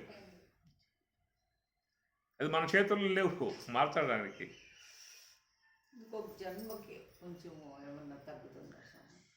అప్పుడు చూద్దాం. అందుకే కృష్ణ పరమాత్మ ఈ కరుడు కట్టిన వ్యక్తిత్వాలని చెప్పి ఉద్దేశంతోనే ఆయన గారు వాడు తీసివేశాడు. కరుడు గట్టిన వ్యక్తిత్వాలు ఇవి ఉంటే లోకానికి ప్రమాదం అని చెప్పేసి అని ఇక ఆయన తీసేయటం తప్ప ఆయనకి ఇంకేం కాలేదు. అర్జునుడు చెప్పాడు, అర్జునుడు అన్నాడుగా, కరిష్యే వచనం తవా, అయ్యా తప్పు అయిపోయింది, మన్నించండి, పొరపాటు అయిపోయింది, ఏదేదో వ్యవహరించాను అజ్ఞానం చేత, కార్పణ్య దోష అపహత స్వభావ పృచ్ఛామిత్వం ధర్మ సమ్మూఢ చేత, ధార్మిక విషయాలు సమ్మూఢ ఉన్నాయి, ప్రవర్తించిన విధానం ఉన్నది, శిష్యస్తేహం షాద్యమాం, చెప్పండి మీరు, నేను వింటా అని చెప్పిన అన్నవాడు విన్నాడు. కరిష్యే వచనం తవా, నేను ఎట్లా చెప్తే అట్లా చేస్తా. ఇది సాత్వికం కొంత పనిచేసే భాగంగా వ్యక్తిత్వంలో ఉన్నది కాబట్టి ఆ మార్పులు రావడం గల కారణమైంది. కౌరవులలో ఆ సాత్వికం పూర్తిగా లోపించి కరుడు గట్టి ఉన్నటువంటి యొక్క తమస్సులు బాగా వ్యాపించి ఉన్నాయి కాబట్టి ఎంత చెప్పినా వినే విధానంగా లేదు కాబట్టి అలాంటి వ్యక్తిత్వాలు లోకానికి హాని. కనుక వాటిని ఏం చేశాడు, తీసి పరిసర పని. ఈ ప్రకారం గుణ ప్రవృద్ధ, గుణాలను బట్టి లోకంలో మానవుల ప్రవృత్తులు అనేటువంటి ఏర్పడతా ఉంటాయి. కనుక అలాంటి యొక్క స్వభావాలన్నిటి అవన్నీ కూడా తమస్సుతో కరుడు గట్టి ఉన్నట్లయితే, రజస్సుతో కరుడు గట్టి ఉన్నట్లయితే ఇవి దారుణంగా ప్రవర్తిస్తుంటాం. మనకి మనం చూస్తుంటాం కదా, ఈ రాజకీయ నాయకులు కానీ వీళ్ళు కానీ ఎంత దుర్మార్గంగా మాట్లాడతారు, ఎంత దుర్మార్గంగా ప్రవర్తిస్తారని మనకు కలుగుతూ ఉంటుంది భావన చూసినప్పుడు. వాళ్ళ మాటలు కానీ వాళ్ళ శాస్త్రాలు కానీ ఎందుకు ఎట్లా ప్రవర్తిస్తారు, మానవత్వం ఏమాత్రం లేదా, మనిషి భావాలు ఏమి కూడా లేవా, మనకు ఆశ్చర్యం కలుగుతుంది అలాంటి వ్యక్తులను చూసినప్పుడు. కారణం ఏంటంటే అది వాళ్ళ కరుడు గట్టి ఉన్న ఆ స్వభావాలన్నమాట. వాడు అట్లాగే మాట్లాడతాడు, వాడు అట్లాగే ప్రవర్తిస్తాడు, వాడికి ఏమనిపిస్తుంది మళ్ళా మనకేంటంటే ఎంత దారుణమా, ఎంత విధానమా, ఎంత కాఠిన్యమా, ఎంత విధానం మాట్లాడుతున్నాడు, జాలి కలుగుతుంది మనకున్న స్వభావాలను బట్టి, మనకున్న గుణాలను బట్టి. కాబట్టి ఈ ప్రకారంగా గుణ ప్రవృద్ధ, గుణములను బట్టి కర్మలు ఏర్పడతాయి కాబట్టి గుణానాం కర్మాణం విభాగశః. ఈ ప్రకారంగా ఏవైతే చాతుర్వర్ణ్యం 4 వర్ణములుగా ఉన్నటువంటి ఒకటి ఏకవచనం, ఒకటి వర్ణ్యం, ఒకటి వెలువడిన విధానం కాబట్టి అది అకార ఒకార మకార అర్ధమాత్రలతో చేరి ఉన్న అంశము కనుక అది ఎట్లా ఉన్నది అంటే గుణానాం కర్మాణం, గుణకర్మ విభాగశః, గుణానాం కర్మాణం. కాబట్టి ఈ ప్రకారంగా ఈ 4 గంటలలో చేరి ఉన్నటువంటి త్రిమూర్తులు బ్రహ్మ అకారం, ఒక విష్ణు ఒకారం, రుద్రుడు మకారం కనుక రజస్సు యొక్క విధానంగా ఆయన చేసే కర్మ, సాత్విక విధానముగా ఈయన చేసే కర్మ, తమో గుణ విధానముగా ఆయన చేసే కర్మ. ఇక్కడ ఒక మాట ఏమొస్తుందని చెప్పనంటే, అవును బ్రహ్మ విష్ణువు శివులు వాళ్ళు కూడా గుణాలతోనే చేరి ఉన్నారు కదా, మరి ఇంకా వాళ్ళకి మనకేంటి వ్యత్యాసం? మేము గుణాలతో ప్రవర్తిస్తూ ఉన్నాము, వాళ్ళు గుణాలతో ప్రవర్తిస్తూ ఉన్నారు. అన్నప్పుడు మరి ఏమిటి తేడా అనే అంశం ఒకటి తోసే అవకాశం ఉంటుంది. అయితే అక్కడ ఆ గుణాలను వాళ్ళు ఉపకరణంగా తీసుకుని కార్యం చేస్తూ ఉన్నారు. గుణాలకు లోబడి వాళ్ళు లేరు, గుణాలని ఉపకరణముగా తీసుకుని ఆ క్రియ చేస్తూ ఉన్నారు సాక్ష్యం మాత్రం. ఇక్కడ జీవులు ఈ గుణాలకు పూర్తిగా లోబడిపోయాడు. జీవులు గుణాలకు లోబడి వీడు వ్యవహరిస్తున్న విధానము, వాళ్ళు గుణాలను ఉపకరణముగా తీసుకుని తన సృష్టి కార్యాన్ని, పోషణ కార్యాలని చేస్తూ ఉన్నారు. గుణాలకు లోబడి గుణాలకు వశమై ఉన్న విధానంగా పూజ్యులు మహాత్ములు కాబట్టి వాళ్ళు ఎప్పుడూ కూడా ఆ యొక్క జ్ఞానస్థితిలో ఉంటూనే వాళ్ళకి ఏ యొక్క డ్యూటీగా ఉన్నదో విశ్వ విధానాలుగా అవన్నీ కూడా ఉపకరణములుగా తీసుకుని ఆయన సృష్టి కార్యం చేసుకుంటున్నాడు. ఉపకరణముగా తీసుకుని ఈయన పోషణ కార్యం చేస్తూ ఉన్నాడు. అదే కదా ఇప్పుడు బ్రహ్మజ్ఞానులు ఉన్నారు, మహాత్ములు ఉన్నారు, వాళ్ళు యోగ సమాధిని పొంది ఉన్నారు. వాళ్ళు కూడా లోకంలోకి వస్తున్నారుగా, ప్రారంధం ఉన్నదిగా. లోకంలోకి వచ్చినప్పుడు వాళ్ళు కూడా వ్యవహారం చేస్తూ ఉన్నారు, గ్రంథరచనలు చేస్తూ ఉన్నారు, వాళ్ళు మహాత్ములు ప్రవచనం చెబుతూ ఉన్నారు, ఉపదేశాలు ఎన్నో చేస్తూ ఉన్నారు. ఈ చేసేవన్నీ కూడా గుణాలకు లోబడి కాదు, అతీతులై ఉండే అవి లోకహితార్థముగా ఇంద్రియాలని వాడుకుంటారు, దేహాన్ని వాడుకుంటారు. వద్దనుకుంటే బ్రహ్మంలోకి వెళ్ళిపోతారు. గురు సాక్షాత్ పరబ్రహ్మ తస్మై శ్రీ గురవే నమః. కాబట్టి వాళ్ళు ఆ స్థాయికి వెళ్ళిపోయారు. కాబట్టి వాళ్ళు వెళ్ళిపోయినా కానీ లోకములోకి రావాల్సినటువంటి యొక్క ఆవశ్యకత ఒకటి ఉన్నది ఇక్కడ. ఎందుకంటే ప్రారంధం మిగిలి ఉంది కదా. ప్రారంధం ఉన్నంతకాలం వాళ్ళు బయటకు రావాల్సిందే, తీసుకొస్తుంది. తీర్చినప్పుడు వాళ్ళు ఊరుకోకుండా లోకహితార్థముగా భక్తులకు ఉపదేశాలు చేయటము, బ్రహ్మ విద్య చెప్పటము, వాళ్ళకి మంచి మార్గం చెప్పటం అవి చేస్తారు. అవి చేసేటువంటి కర్మల వల్ల వాళ్ళు అక్కడ బంధింపబడరు, సాక్ష్యం మాత్రంగా చేస్తారు. వద్దనుకున్నారా లోనకి వెళ్ళిపోయి యోగ సమాధిలో ఉండిపోతూ ఉంటారు. ఇది బ్రహ్మవేత్తల విధానం. అట్లాగే ఎట్లయితే వీళ్ళు ఆ ఆటను కేవలం ఉపకరణములుగా మాత్రమే సూక్ష్మదేహాన్ని స్థూలదేహాన్ని వాడుకుని మళ్ళీ నివృత్తి మార్గంలో బ్రహ్మంలోకి వెళ్ళిపోయే విధానం. మళ్ళీ బ్రహ్మంలోకి పోవాలంటే వాళ్ళకి శ్రమ లేదు. ఒకసారి శ్రమించారు, ఒకప్పుడు శ్రమ పడ్డారు, శ్వాసపై నిఘా పెట్టి కుదరక ఇబ్బంది పడి కింద పడి పైన పడి వాళ్ళు చేసిన విధానమే. ఎట్టకేలకు వాళ్ళు తన యొక్క స్వరూప స్థితికి వెళ్ళిపోయారు. కాబట్టి పదే వాళ్ళ శ్రమ లేదేక, ఒక్కసారి శ్రమ అంతే, రెండోసారి శ్రమ లేదేక వెళ్ళిపోయే విధానం వాళ్ళకి ఉంటుందన్నమాట. ఆ ప్రకారంగా వాళ్ళు యోగ సమాధికి పోయినా కానీ మళ్ళీ జాగ్రత్త అవస్థకు వచ్చి ఉపకరణములుగా ఇంద్రియాలను వాడుకుంటారు, మనసును వాడుకుంటారు, దేహాన్ని వాడుకుంటారు, అన్నీ వాడుకుంటారు. మళ్ళీ యోగ సమాధికి వెళ్ళిపోయే విధానం. అట్లాగా దేవతలుగా ఉన్నటువంటి యొక్క వాళ్ళు కూడా రజోగుణం అనేటువంటి యొక్క అంశము బ్రహ్మ కలిగి ఉన్న, సాత్విక అంశం విష్ణువు కలిగి ఉన్న, తమో గుణాంశం రుద్రుడు కలిగి ఉన్నా కానీ వాళ్ళ కార్యాలకు అవి వాడుకునే విధానమే తప్ప వాళ్ళ గుణాలకు లోబడి ఉన్న విధానం కాదు అది. అందువల్ల ఇక్కడ గుణాలకు లోబడి ఉన్న విధానం జీవుడు మాత్రమే చెప్పాల్సి ఉంటుంది. అంటే ఆ జీవులలో మరి సాత్వికం కొంచెం విశేషించి ఉన్నట్లయితే వాళ్ళ క్రియలలో మార్పు ఉంటుంది, వాళ్ళ పశ్చాత్తాపాలు ఉంటాయి, మారే విధానంగా ప్రయత్నం చేస్తారు, మార్పులు వచ్చే అవకాశాలు ఉంటాయి. కేవలం తమస్సు ఇవన్నీ కూడా కరుడు గట్టి ఉన్నట్లయితే ఆ స్వభావాలు అనేటువంటి మారవు. మనం మారాలని చెప్పినా వాళ్ళే మారరు. మనం మార్చే ప్రయత్నం చేసినా కానీ వాళ్ళు మనల్ని మారుస్తారు తప్ప వాళ్ళు మాత్రం మారరు. అంతే. నువ్వు ఎట్లా అంటావు, నువ్వు మాలోకి వచ్చే చూడు ఎట్లా ఉంటుందో అని చెప్పిన అంటారు వాళ్ళు. అలాంటి విధానం అన్నమాట. కాబట్టి గుణానాం కర్మాణం విభాగశః చాతుర్వర్ణ్యం మయా సృష్టం. కాబట్టి ఈ ప్రకారంగా ఈ జగత్తంతా కూడా ఈ యొక్క 4 గంటల్లో ఉన్నది అకార ఒకార మకార వాటిలో ఉన్నది అని చెప్పిన స్వామి చెబుతూ ఈ మొత్తం కూడా దాంట్లోనే ఉన్నాయి. మాత్రం స్పేరుగా పెట్టాను. అది ఎవరైనా అక్కడికి వచ్చేట్లయితే వాళ్ళకి ఈ ఉండవేక, అది పారమార్థికంలో చేరి ఉన్న అంశము.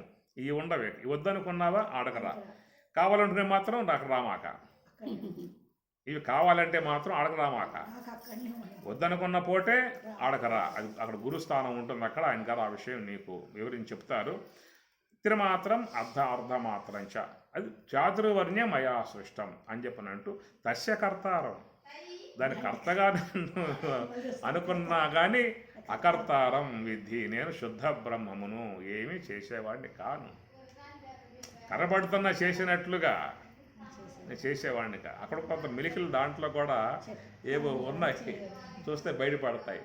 ఓం సహనావతు సహనౌ భునక్తు సహ వీర్యం కరవావహై తేజస్వినావధీతమస్తు మా విద్విషావహై. ఓం శాంతి శాంతి శాంతి. హరి ఓం తత్సతు. శ్రీ గురుభ్యో నమః. హరి ఓం. ఓం తత్సత్. ఏమన్నా బోధపడిందే?